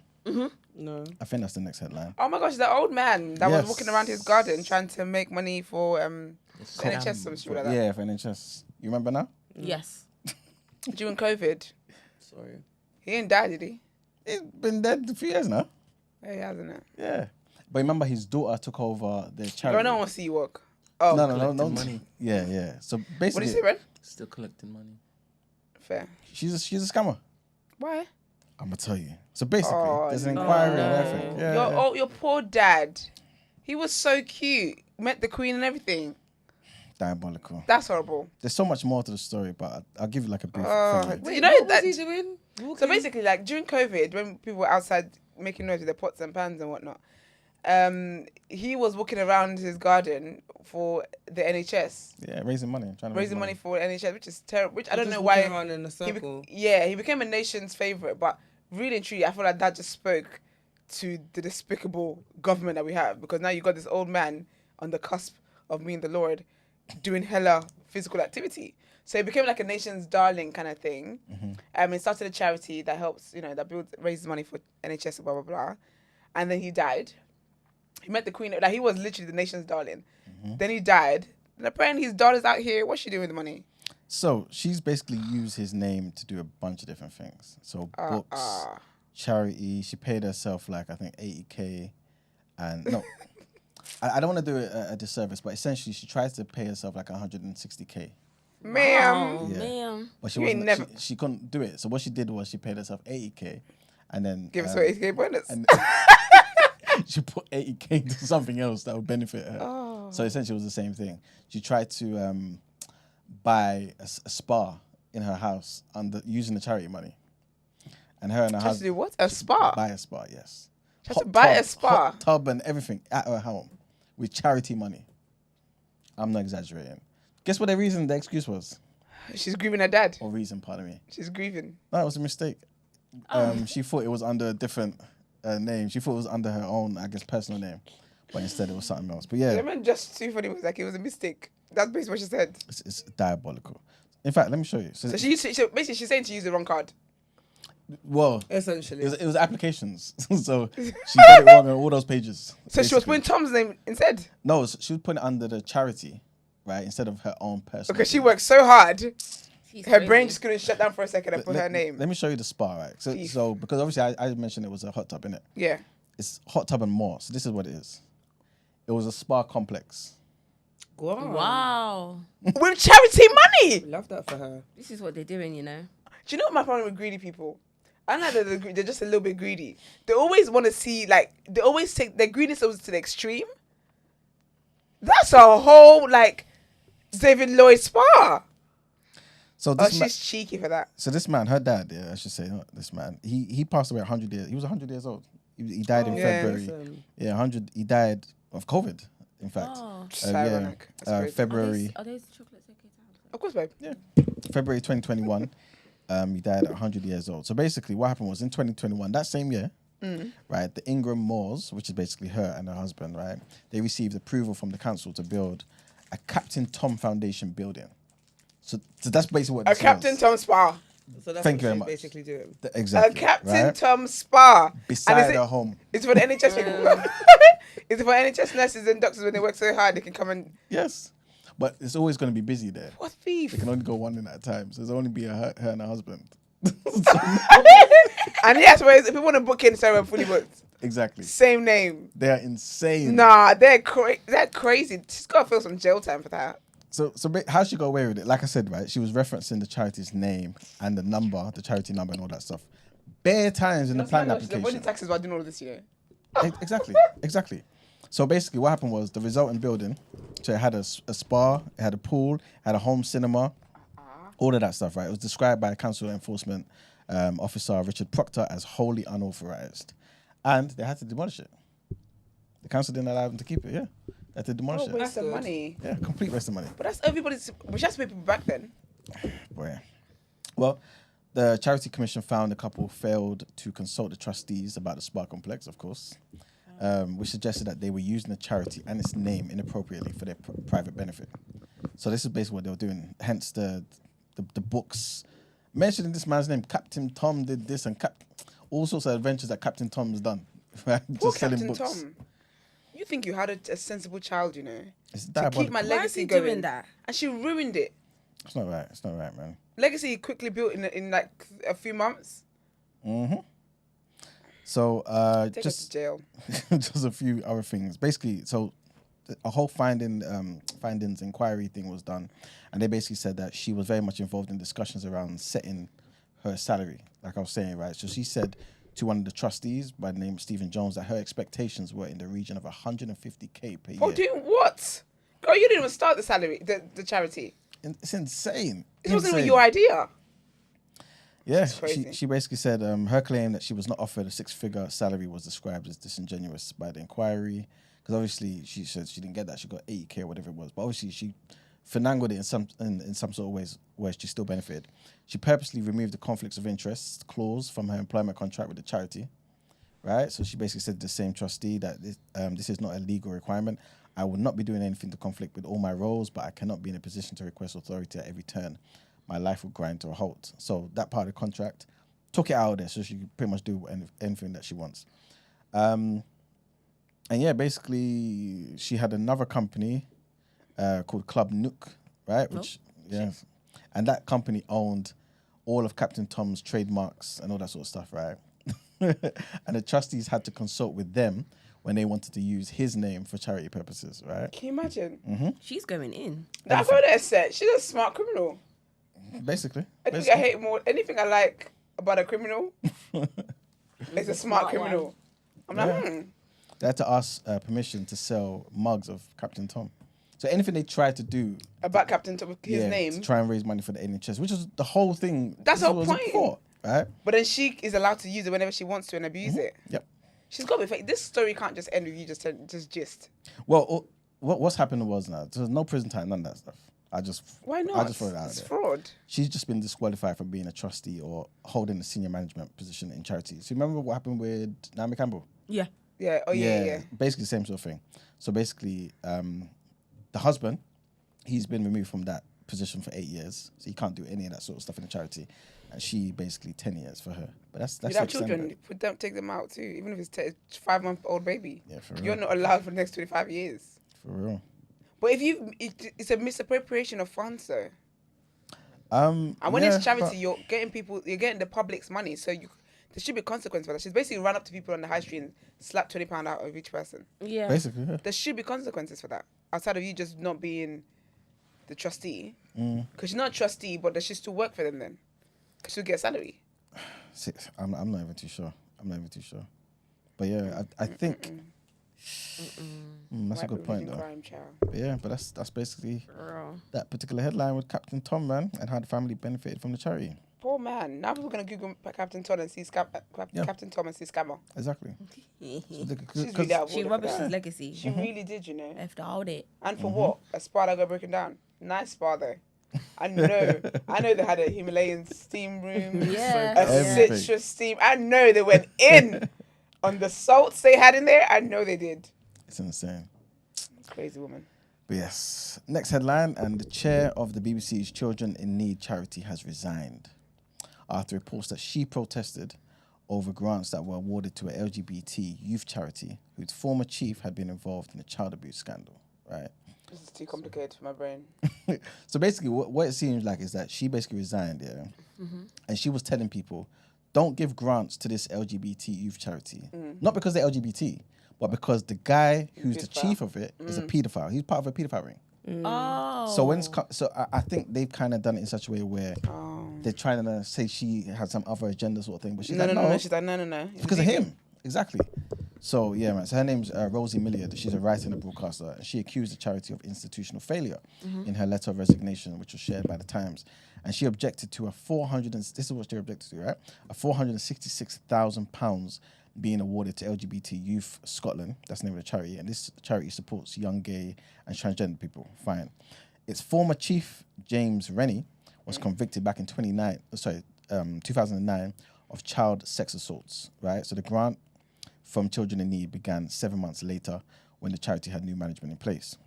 So basically, I think this is why they're trying to say, why are you still hating on them when he's not involved anymore?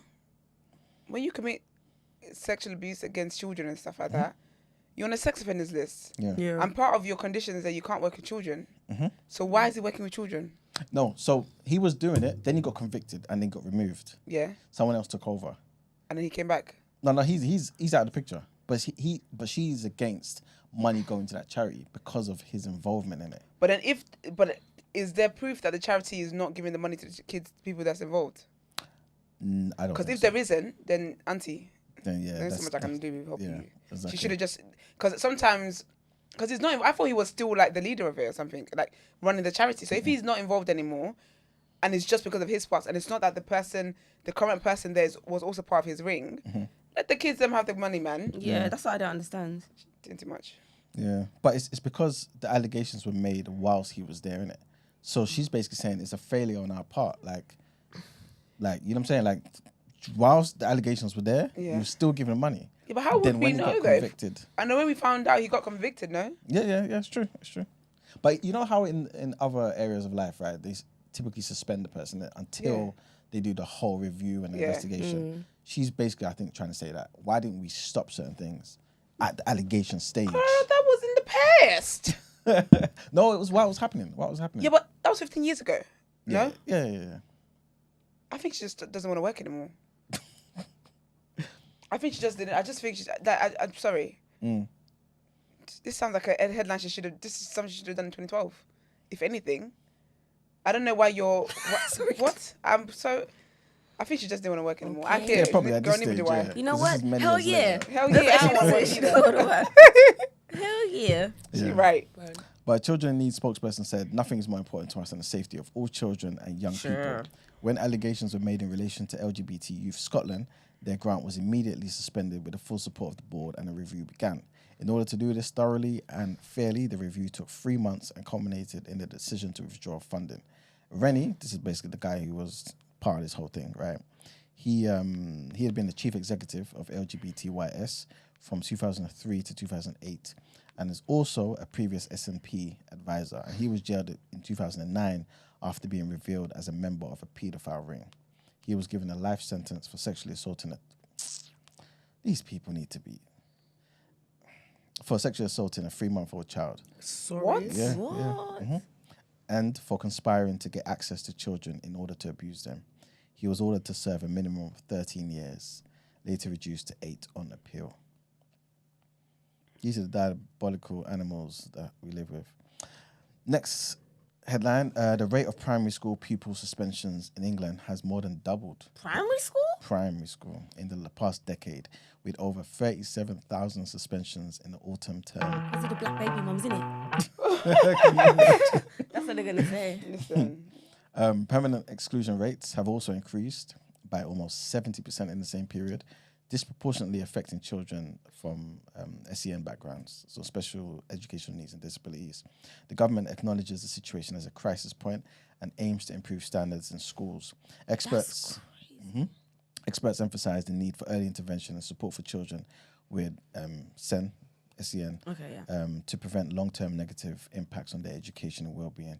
And calls are being made for increased funding for early intervention and a shift away from an emphasis on academic achievement and grades to a more inclusive approach in schools. And so for deadlines, time to pay them bills. All right, let's get into Word and Road.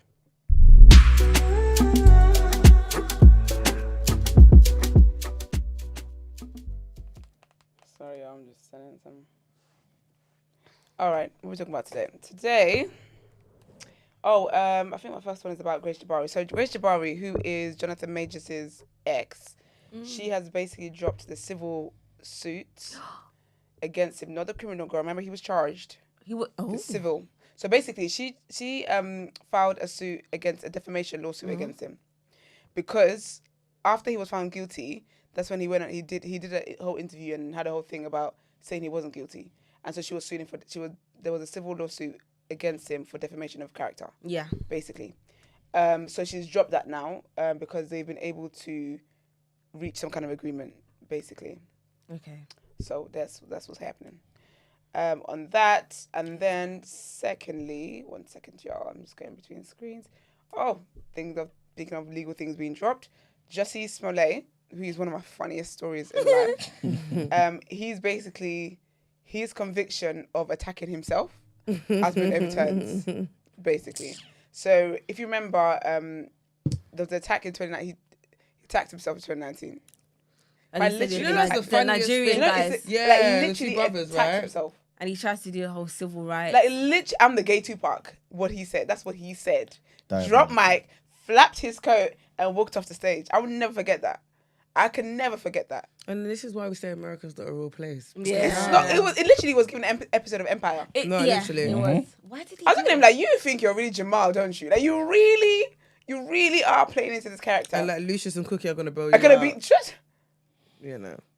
Anyway, so basically he did this whole thing where he basically, in January 2019, that's how he started his year.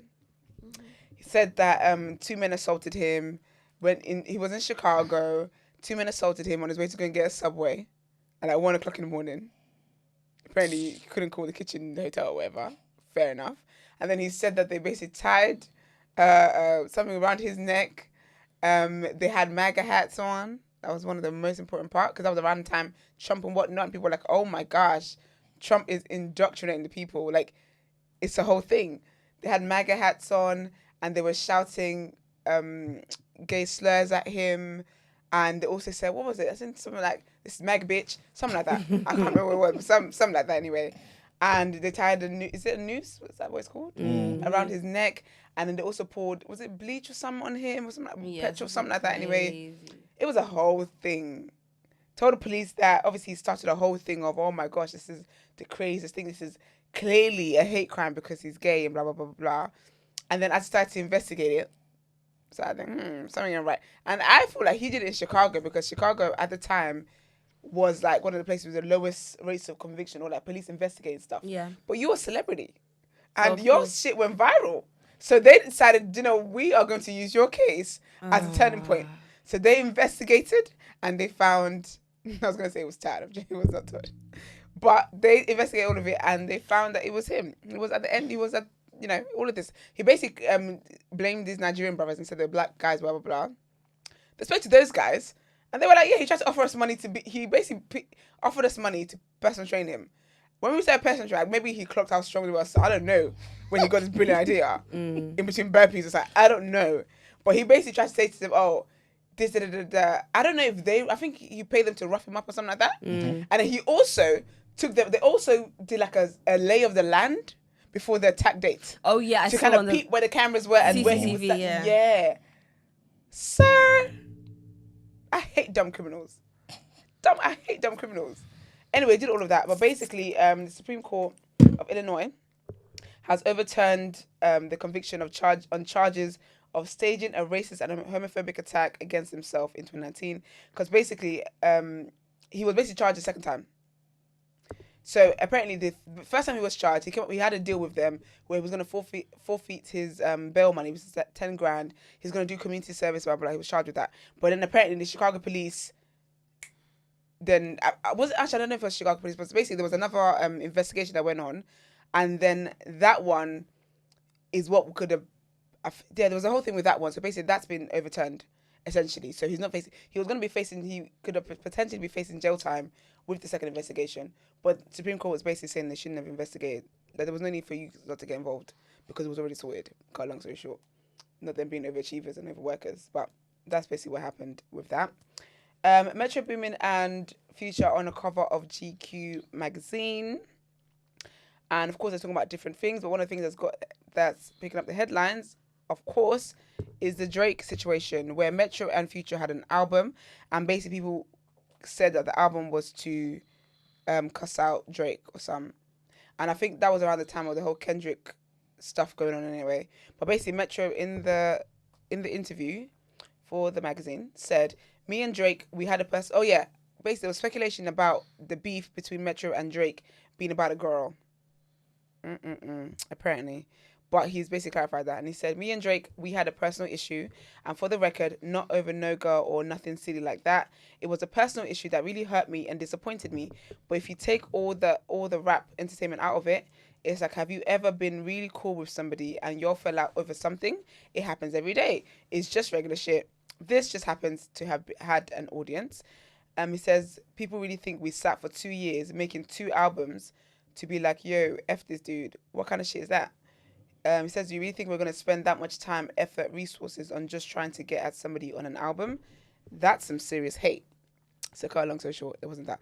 And obviously, with the whole Kendrick stuff as well, when Kendrick mentioned there being 3... Was it Kendrick? Who started the beef again? Was it Kendrick? Mm-hmm. Yeah. Talk about there was 3 goats, something like that. Him, Drake, and Cole. Was it J. Cole who started it, I think? I don't know, child. Someone did something. But basically, Future addressed that as well. He says, I'm supposed to be the one who gets mad. This was about talking about the whole stuff and who then end up being mad at who and doing rap beef and da-da-da-da. But basically, that he should have been the one that was mad. He said he's too confused about that. He says, nobody cares what I think. He says, that's what's so effed up about all of this is that he's a player that didn't say anything about how he feels about it. And... yeah, he says basically why was everyone mad when they talk about him, blah, blah. He says he's not part of the big 3. He says, I'm nobody on my song. I don't know. I don't get it. Neither do I. I'll be very honest with you, neither do I. But anyways, that was happening. But yeah, it's interesting to know that it's not about a girl, I guess, or I guess that, no, not even that. I don't really care about that. But that the album wasn't to diss Drake. I guess it just came at the wrong time for Drake. But it's weird though how Drake is really, I guess we'll really know whether all this stuff is all internet stuff when Drake drops his next project. Brent, you're a Drake fan, aren't you? Yeah, I listen to it. Is that you or Ramsey? Who's it that really like Drake? Is that Marks? No, Ramsey's Kendrick. Yeah. No, Okay. I've never been to a Drake concert, but Ramsey has. I've been to Drake concert. I went to one in great. Amsterdam. Have I? I went to, Nothing Was the Same one. It was the best, one of the best concerts I've ever been to, top 3. Oh no. That was really fun. I don't think I have. No. And I've seen him at Wireless as well. Yeah. That was really fun. But yeah. Anyway, we'll see when he releases the new album. But on the topic of Audacity, I wasn't on the topic of Audacity, but I'm bringing the topic of Audacity now. Diddy and his lawyers are audacious. So basically, they're claiming, so his bail hearing is today, Friday. We'll find out, I guess, later today, American time, whether he or not he's going to make bail. I don't think he will. But basically, part of what they're trying to tell the judge to help their case with him getting bail is that he's saying that the feds, they edited the video of him, of the assault with Cassie. How? Apologies, trigger warning. Hear this. They said the video that was played shows he throws the vase at her. Mm-hmm. He didn't throw the vase. He threw the contents of the vase. I say you're locking lawyers up just for even trying that silly little argument. What a waste of everyone's flipping time. What? He's basically saying that the prosecution have the real footage and they have the longer footage, and all it shows is that it was just a domestic dispute. How do you explain your legs then? What your legs were doing? What are you talking about? Question though, if they have edited it and edited it to the extent in which it's the content of the vase that he threw, but they decided to put the vase instead. Yeah. Do you think that's a problem? I think I don't think they should change. You should edit footage, because I think it's extra annoying because they didn't need to. We saw him drag her and kick her and all that stuff. So, like, the kind of person they're working with, they don't need to, doctor, is it doctor? Is that a word? Yeah, they don't need to do all of that stuff. You don't need to do it. But I think there should be consequences for that, though. Because you shouldn't. Why would they do that? It's sick. I don't know why they did that. But he's also saying that that's why they basically did stuff like that to make him seem more evil. So this is obviously alleged by him, right? Of course. I'm wondering why they would even look to do that, especially seeing as they would know the entire world will be looking at the footage, and at some point in time, it's going to come up in the court that you've. He must have a lot of years on him, and they're trying to like clutch on straws to reduce it. Yeah, but then also though, the footage was first released by CNN? Yeah. So the CNN get from the hotel stuff. Because at the time, yeah, exactly. Because at the time when the footage came out, there wasn't any legal cases against him. There would be no arrest, no nothing. Yeah. So what are they even talking about? Because because the whole thing was that they got it from the hotel staff. It wasn't that they got it from the police or anything. So it couldn't have been doctored. Why would it be doctored? Yeah. Unless it's maybe saying that they're working with CNN or something. Who knows, child? But it's basically saying that they're trying to make him look more evil and whatnot. And it was nothing but a domestic dispute. Okay. And also, it doesn't they shouldn't use that as a thing of saying that she was being sex trafficked or anything like that. Basically, my head's hot, and I'm clutching at straws. I'm literally I'm going down, and I need to get anything that I can get. And them little tweets from Meek Mill didn't do nothing. But yeah, that's it from me today. As far as a Friday goes, it'll be interesting to see. I don't think he's gonna get bail anyway. I think after that whole news about him getting trying to sway the jury and stuff like that, I think eventually he might even get some extra conditions added onto it. Where now you can't contact people no more. Your one phone call, done. Or if you're gonna use a one phone call a therapist, like a court therapist or something. Because it's just not it. But anyways, let you guys know what happens. Let's get into People's Journal.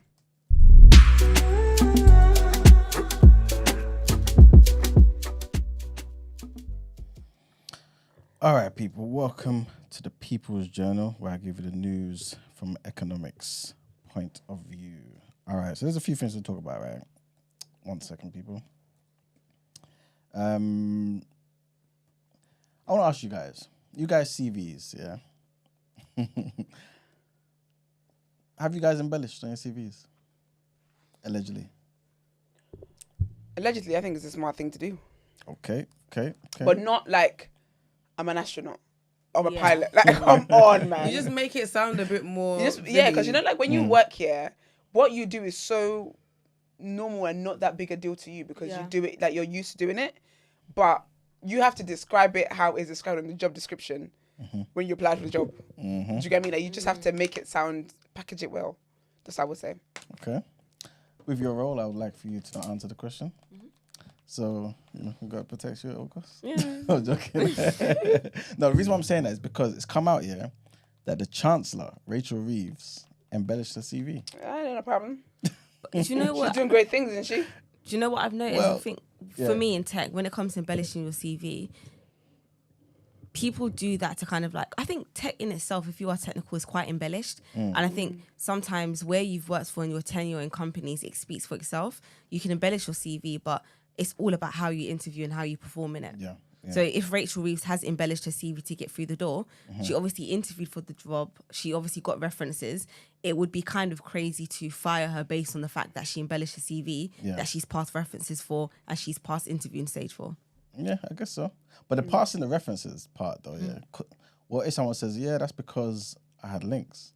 And so obviously the people that I told you to check, to call and to get references from are all in on it. I think that's okay, because there's a woman that was on TikTok and it was so sad. And she talked about how, her previous job, she got a new job. They needed a reference on her previous job. But her previous job, they'd been horrible to her and whatever it was. And she had just this manager that was just of the witchcraft realm, right? They gave her bad reference. Oh, yeah, I saw that. And it cost her a job. See what I'm saying? And then the new job then called her, she'd moved and everything for this job and what it was literally just the last checks and whatnot. She'd officially got the job, but obviously subject to references, blah, blah, blah. And then they just called her and they were like, oh yeah, basically this is this. And they weren't meant to, and then what the previous job did was they ticked the boxes, let them to tell the new job not to tell her what they wrote. But then obviously they didn't tell her, but they just alluded that, yeah, your reference wasn't good from the previous people, blah, blah. Call them up now they're on mute. So, oh no, we didn't, like whatever, all these things. So I think, yeah, absolutely, I'll give my friend. It doesn't work for my black reference. people. I remember early on in my career, I worked with a senior person who got a senior role. They were the first black person in a company to have that level of role. And usually when you kind of get to director or above, you have to do like 8 hours worth of interviews. And it usually spread out over 3 months because you have to get people in different positions who are busy to all align on their calendars. He got the job, they passed referencing, and at that level, you also have like indirect references of like, oh, I've worked with John before, X, Y, and Z. No less than 2 weeks into the job, he was fired because somebody that was on his level that happened to be a white person didn't like the fact that his CV didn't match the job that he got. Oh my goodness. This is ridiculous. So they fired him on that basis within 2 weeks of getting this new job. And it's like, nobody matches their LinkedIn to their CV. And even I've been in positions where I've applied for roles. Let's say I've applied for a level 2 job. I interview, they think I've done really well. I get level 6. But the CV that I brought in was nothing.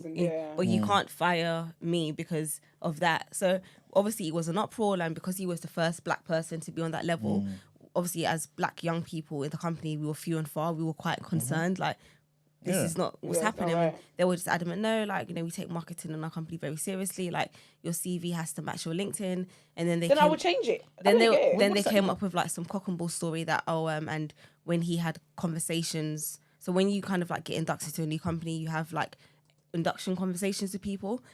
Based on one 20-minute conversation he had with somebody, that person felt like, hold on, but you said you done this, but in the 20-minute conversation you said you done that, so you must be lying. So they just, and it's just, so nothing came from it. Huh? Nothing came from that, was just it. No, that was just it. That's sad. Like, oh man. Witches and wizards, bro. It's a damn shame. But yeah, Rachel Reeves, the Chancellor, one of the most important jobs in the country.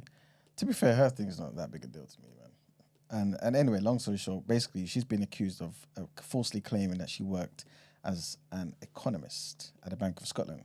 She worked for the Bank of Scotland, but she was more so in the retail banking. So she wasn't working as an economy is economy, baby.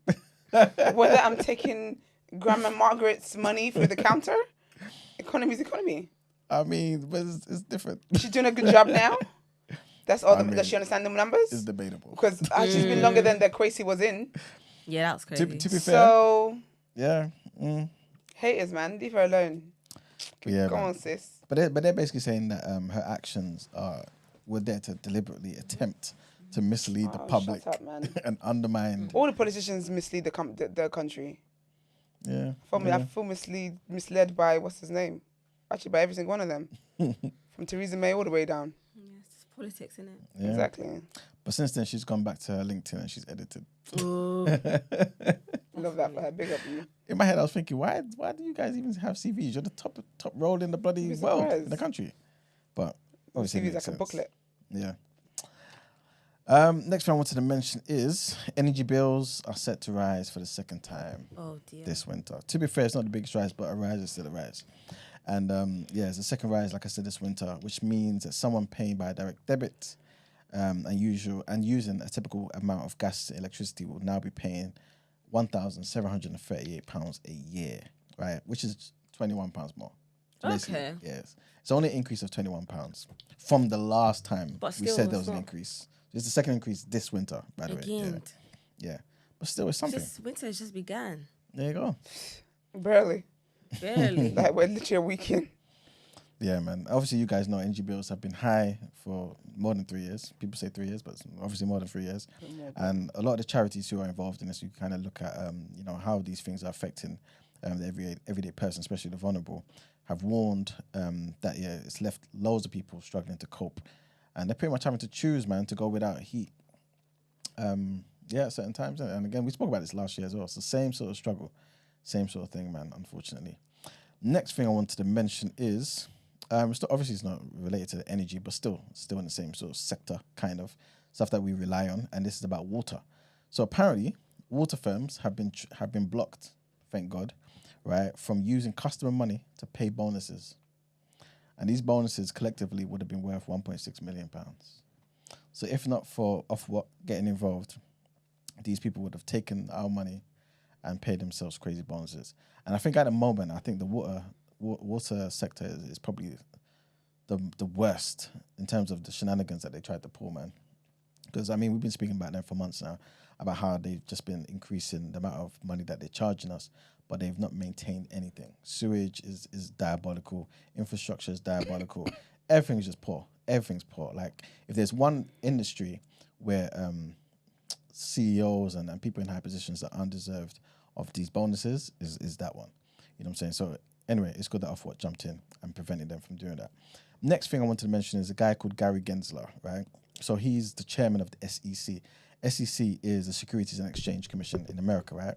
He's the 33rd chairman, and he's looking to step down on the 20th of January next year. Reason why I mentioned him is because obviously it's a significant role in America, but also because Trump said that if he won on day one, he's the guy I'm getting rid of. Trump don't like this guy. Trump don't like this guy at all. And the reason why is because this chairman, obviously along with the SEC, they decided to take legal action against a lot of these crypto firms. Yeah. You know what I'm saying? They want to regulate everything. You know what I'm saying? Trump is against that. And this is the reason why. Bitcoin went up. Exactly. You know what I'm saying? It's almost at 100K now. Yeah, 94. Last time I saw was 94K. Yeah, I think yesterday I looked at 97. Wow. So yeah, almost at 100. It's going to hit 100K over the weekend probably. So yeah, everyone's just buying Bitcoin. It's shot up. Yeah, even according to this, it says 98K. So yeah, which is equivalent to £77,955. And that was as of yesterday. So yeah, man, that's what's happening, man. A lot of crypto firms donated a lot of money, to get Trump into power. Apparently, they donated at least £190 million to congressional candidates that they think will pass legislation that will be more favourable to the interests of those who, love crypto and stuff, innit? And yeah, there was a Bitcoin conference in July. Trump was there. Trump pretty much said that he would make the US the crypto capital of the planet. So again, everyone knows that Trump is pro-crypto. The next thing I wanted to mention is, this is a bit of an update based on what Brent said earlier. Remember, Brent, you was talking about the ICC and if certain countries, would they basically arrest Netanyahu if he goes there, innit? So Yvette Cooper, who's the Home Secretary in the UK, she was asked about it. And basically she's refused to say what the UK would do. We pretty much know what they're going to do. But what's kind of funny is the Irish PM has said that if Netanyahu was to come to Ireland, they would arrest him. Wow. Yeah. He said that a little less than an hour ago. So that's a new development there. But yeah, Keir Starmer's back to ICC, apparently. He's basically said that, I respect the independence of court and all that sort of stuff, but obviously when it comes to actually, you respect them, but will you actually do what they say and arrest this guy? They're just tap dancing. So they know they're gonna arrest him. They didn't say they would or wouldn't. But we know what that means. Is it that they've got an arrest warrant for him? Yeah. I see they put it out. Yeah. Well, I think when they put arrest warrants out, you know where the person lives. Yeah. You don't even it's still formality, though, isn't it? It's still what? Formality. As in, hand yourself in, or we'll come get you. No, don't give that man a free ride. No one's going to go and do anything to him. You know what I'm saying? And is he really going to go to another country right now? No, he's not. He's stuck in Israel. He's doing what he's doing. His you know exactly what that man is. Work, innit? So yeah, man. So that's that situation. The last thing I wanted to mention is, it's not really economics as such, but I've just been noticing that the cases just keep getting worse and worse. And this is basically about the foreign tourists who have been dying, trigger warning, from suspected methanol poisoning. In Laos. In Laos. Crazy. Yeah, man. It's sad, man. Who? In Laos. So basically, let me just go from the top. I think it's like it's a South Asian. It's Lao. Oh, maybe it's Lao. Hey, but that was Lao. Because it was given Lagos. And that's not like Lagos without the G. G is silent. The G is silent. It's Lao, though. Sorry, guys. All I know is Africa. But yeah, man. Apparently, a second Australian teenager has died of suspected methanol poisoning, bringing the total number now to 6. 6 foreign tourists. From what? Like, why do they get the alcohol is just tainted. Something in the alcohol. In order to make alcohol, you need methanol, but there has to be a certain concentration. It's like moonshine, where it's just pure ethanol. So, but your body can't break down methanol. Amount, yeah. So what you have to do apparently is counteract it with vodka, because then the body will focus on breaking down the ethanol and removing the But yeah, they died of alcohol poisoning. Damn. It's like drinking nail polish removal. It's just, you don't do that. That smell gets me. Yeah, like that's horrible. It's diabolical, man. Yeah, so yeah, pretty much like you just said, man. They're believed to have consumed a methanol-laced bootleg alcohol at a hostel, and which is basically one of the popular backpacker destinations where they are, Vang Vieng. And yeah, that's basically what's happening, man. So yeah, the numbers just keep going up, unfortunately. Hopefully it stays at 6, man. But sad news, man. But yeah, that's pretty much it for the People's Journal. Thank you very much. Let's get into our last headlines.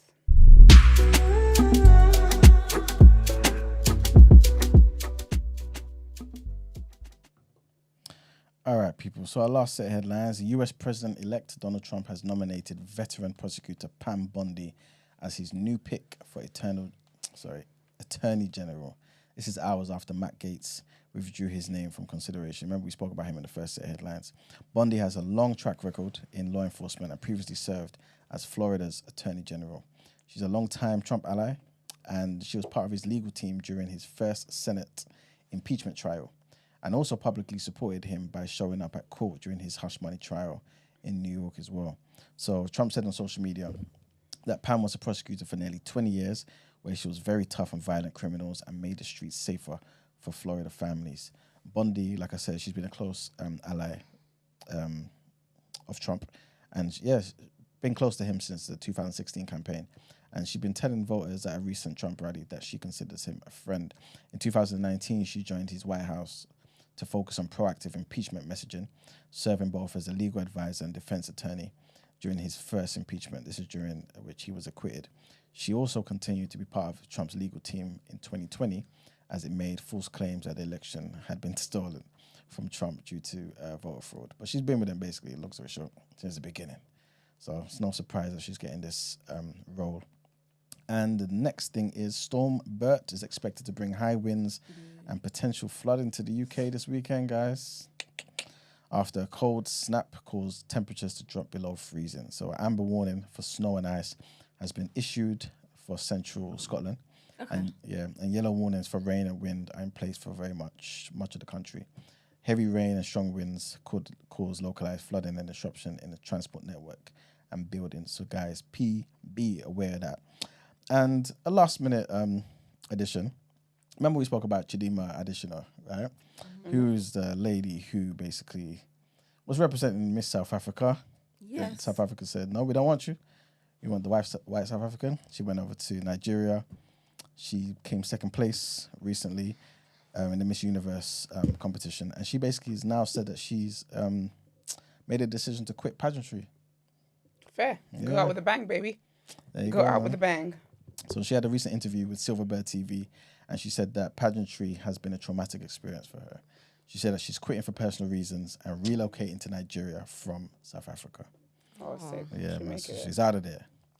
But yeah, finishing in the top 2 at the Miss Universe competition, still a shocker for me. Honestly, I'm done. Pageantry was a real traumatic experience for me. She said people still don't understand how I felt. There were times when I almost quit during the Miss Universe contest. I'm really done with pageantry. I want to focus on myself and establish who I am and forward my education as well. Good girl. Yeah, man. So big her up, man. She won Miss Nigeria after withdrawing from the Miss South African contest after she attracted scrutiny over her nationality. But you know, Nigerians, we thrive. So big her up every time. But that's it for the headlines. Time to pay the bills. Thank you very much. Let's get into the reaction.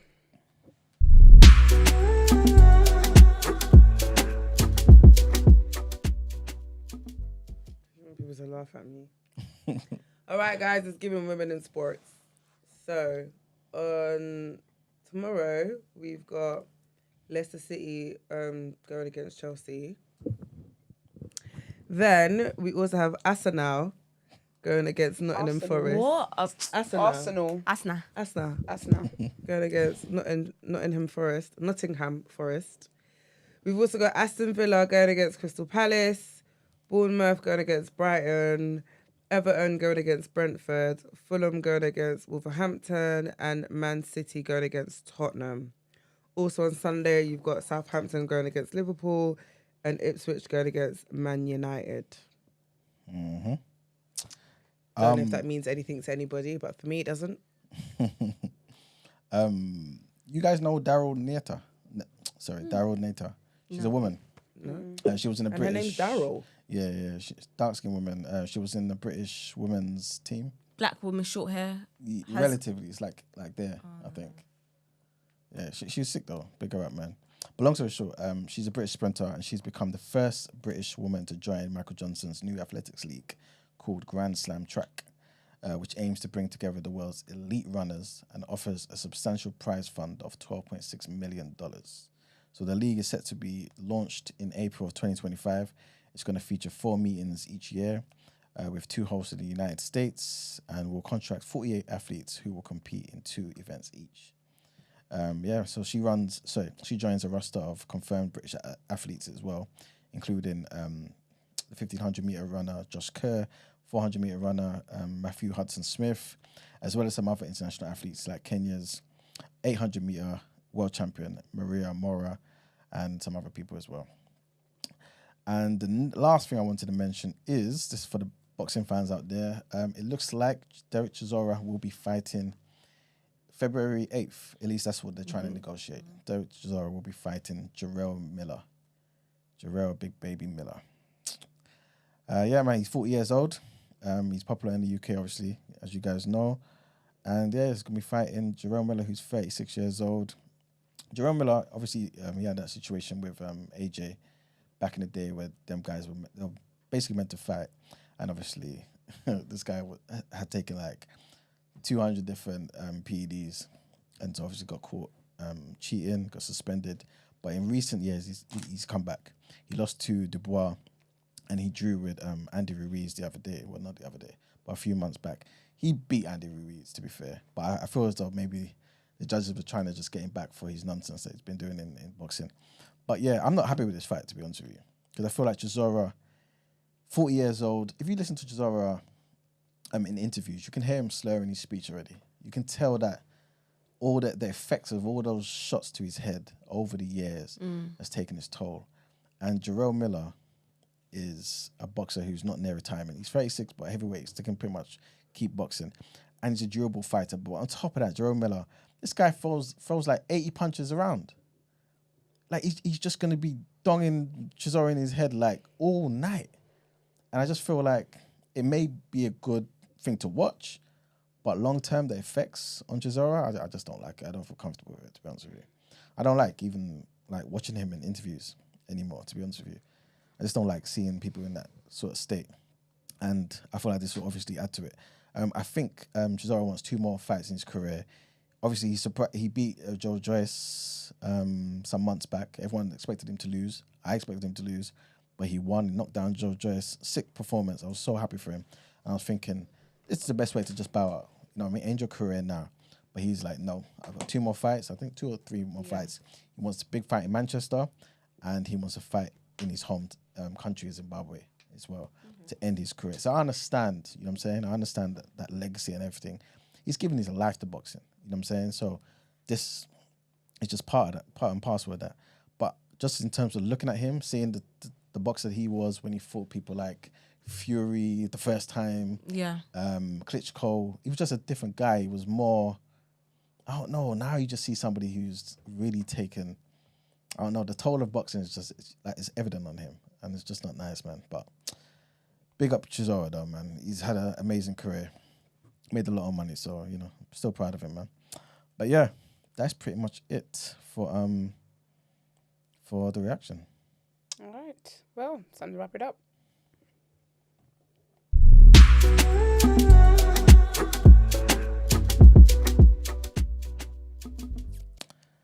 All right, people. It's been a very good show, man. Today we spoke about Benjamin Netanyahu and his ex-defense minister, Yoav Gallant, who have now been... the ICC are after them, basically, man. There's arrest warrants that have been put out. And, they're after them. We'll see if it actually materializes, if it means anything. But Netanyahu's basically said that it's disgusting, and he says it is anti-Semitic to have these arrest warrants. I don't know what isn't. Anyway, Putin also, he's offered a warning to the West saying, listen, keep doing this sort of stuff and we will retaliate. He made that clear to Americans, made it clear to the British, since Ukraine used both of their artillery to basically attack more in mainland Russia. Matt Gaetz as well, he's withdrawn from Trump's, as being Trump's nominee for Attorney General. Bondi has taken over from that. Captain Tom's family, man, we spoke about them as well. The inquiry, Scammers. the inquiry showed and proved that they are scammers, man. Diabolical human beings, diabolical. And we also spoke about the Children in Need chair who resigned over the grants that were, given to the scandal hit LGBT charity in Scotland. And we spoke about primary school pupils' suspensions in England, how they've doubled in the past decade. Crazy, crazy, crazy work. We spoke about, let us know about Grace Jabari. Has dropped the assault and defamation lawsuit against Jonathan Majors. He's having a good week, to be fair. He's engaged now. Yeah. Mm-hmm. Wow, he's civil lawsuit. Crazy. Yeah. Somebody said to me the other day. He get a job and it's a triple threat. Somebody said to me the other day that they think he's gay. What do you think about that? Why? Just in terms of how he behaves and. No. I don't think so. Okay, cool. But then how would I know? Well, you never know these things unless you're the one that is engaging in activities with them. There you go. Speaking of, let me not say that. Anyway, Jussie Smollett. Yeah, what? Jussie Smollett. Oh. Basically, his conviction for attacking himself has been overturned. And yeah, man. He would never live that down. All the best to him. Let's see if he gets more jobs and stuff. I don't think he will. He hasn't been in one since. He's done it, yeah. Absolutely. Trump picks Pat Bundy, like I mentioned, to replace Matt Gaetz as his Attorney General, at least who he puts forward. And we spoke about, spoke about, obviously, Storm Burt is expected to bring high winds and stuff. So, guys, be prepared for this weekend, some bad weather. And, of course, we spoke about Chidinma Adesina, who is now giving up pageantry after an amazing performance in Miss Universe where she came second place, runner-up, man. Can I say that? I didn't think her last name was what her last name was. And I'm just like, Why? Low-key fair. Your last name is Adesina and you want to compete with Miss South Africa. Why did she do that knowing the xenophobia that South Africans have towards Nigerians? No, but she was raised, allegedly. She was raised there, innit? Her mum is South African. Yeah, but with her last name like Adesina and the things that we've allegedly heard, I know you'll get sensitive about this, but allegedly heard from Nigerians about treatments of South Africans against them when they were in South Africa. Yep. But that's all she knows. She knows Nigeria now, though. 100%. So why is that all she knows? She's moving there. Yeah, that 100%. So clearly you must know. That is true. That's because we welcomed her home. You know what I mean? Because she won. She had lost. Anyway, good luck to her, man. Yeah, man. And yeah, man, we spoke about Chisora in a potential fight with Jarrell Miller in February. And of course, last but definitely not least, topic of the day, why does society hate when black women win? And we had the amazing Yasmin Taylor. We sure did. In the building. His sister girl. My birthday's on Monday. Oh, happy birthday, babe. We doing? Nothing. Just going to the spa, maybe. Just chilling. Which one? You going to? Not there, they closed down. Too late. Did you have a booking? You ain't getting a refund. Can you imagine that? You will not get a refund. Just gonna chill. Nice. That's lit. Cool. All right. Well, thank you for coming. Thank you for having me again. No problem. Oh, follow us on socials. Yes. Follow us on at the day after TNB on Instagram, X, Discord, and on TikTok. And if things happen on Discord. If things happen in life anyway, you want to talk about it and get in a conversation about it, get on Discord to do that. Also, I put the link for the GoFundMe for that lovely boy who's stuck in Dubai. He's been there since August. Oh my gosh. The holiday was in August. We're in November. Yeah. It's mad. She's mad. Why did she do that? She's sicko. That's why. But wicked woman. Yeah, there is a GoFundMe now by the family going around. I think they're trying to raise 20k, I believe. Okay. For what? What would that do? So for the legal costs. Not the legal costs going from 10k, the man talking about he putting it up to 15. So in the description they do a detailed They give detailed reasons why it is that they're raising the money and what they need the money for. Okay. And like we learned yesterday, his mum has a cleaning job, his dad works in a warehouse, and the holiday they went on was one they had to save for. So like, it's difficult. Like, they can't afford that, and he's in an Airbnb that costs them £2,000 a month. And this happened in August. The holiday was in August. So yeah, I think the money's gone up for the legal fees because of how long it's gonna take to like get the case sorted and that kind of stuff. They have written to David Lammy and whatnot. I don't know if people who are not from that borough can write to him as well. Yeah. Might be worth. I might try and find the man on there and just a couple of sentences or something. But love and light to his family, man. They're going through it. That's just horrible. But yeah, there's a GoFundMe officially now circling around. So if you can, please donate to that. Yes, man. But yeah, guys, we will see you on Monday. Everyone have a great weekend. Stay safe. Love the Lord. And yeah. Love and light, people.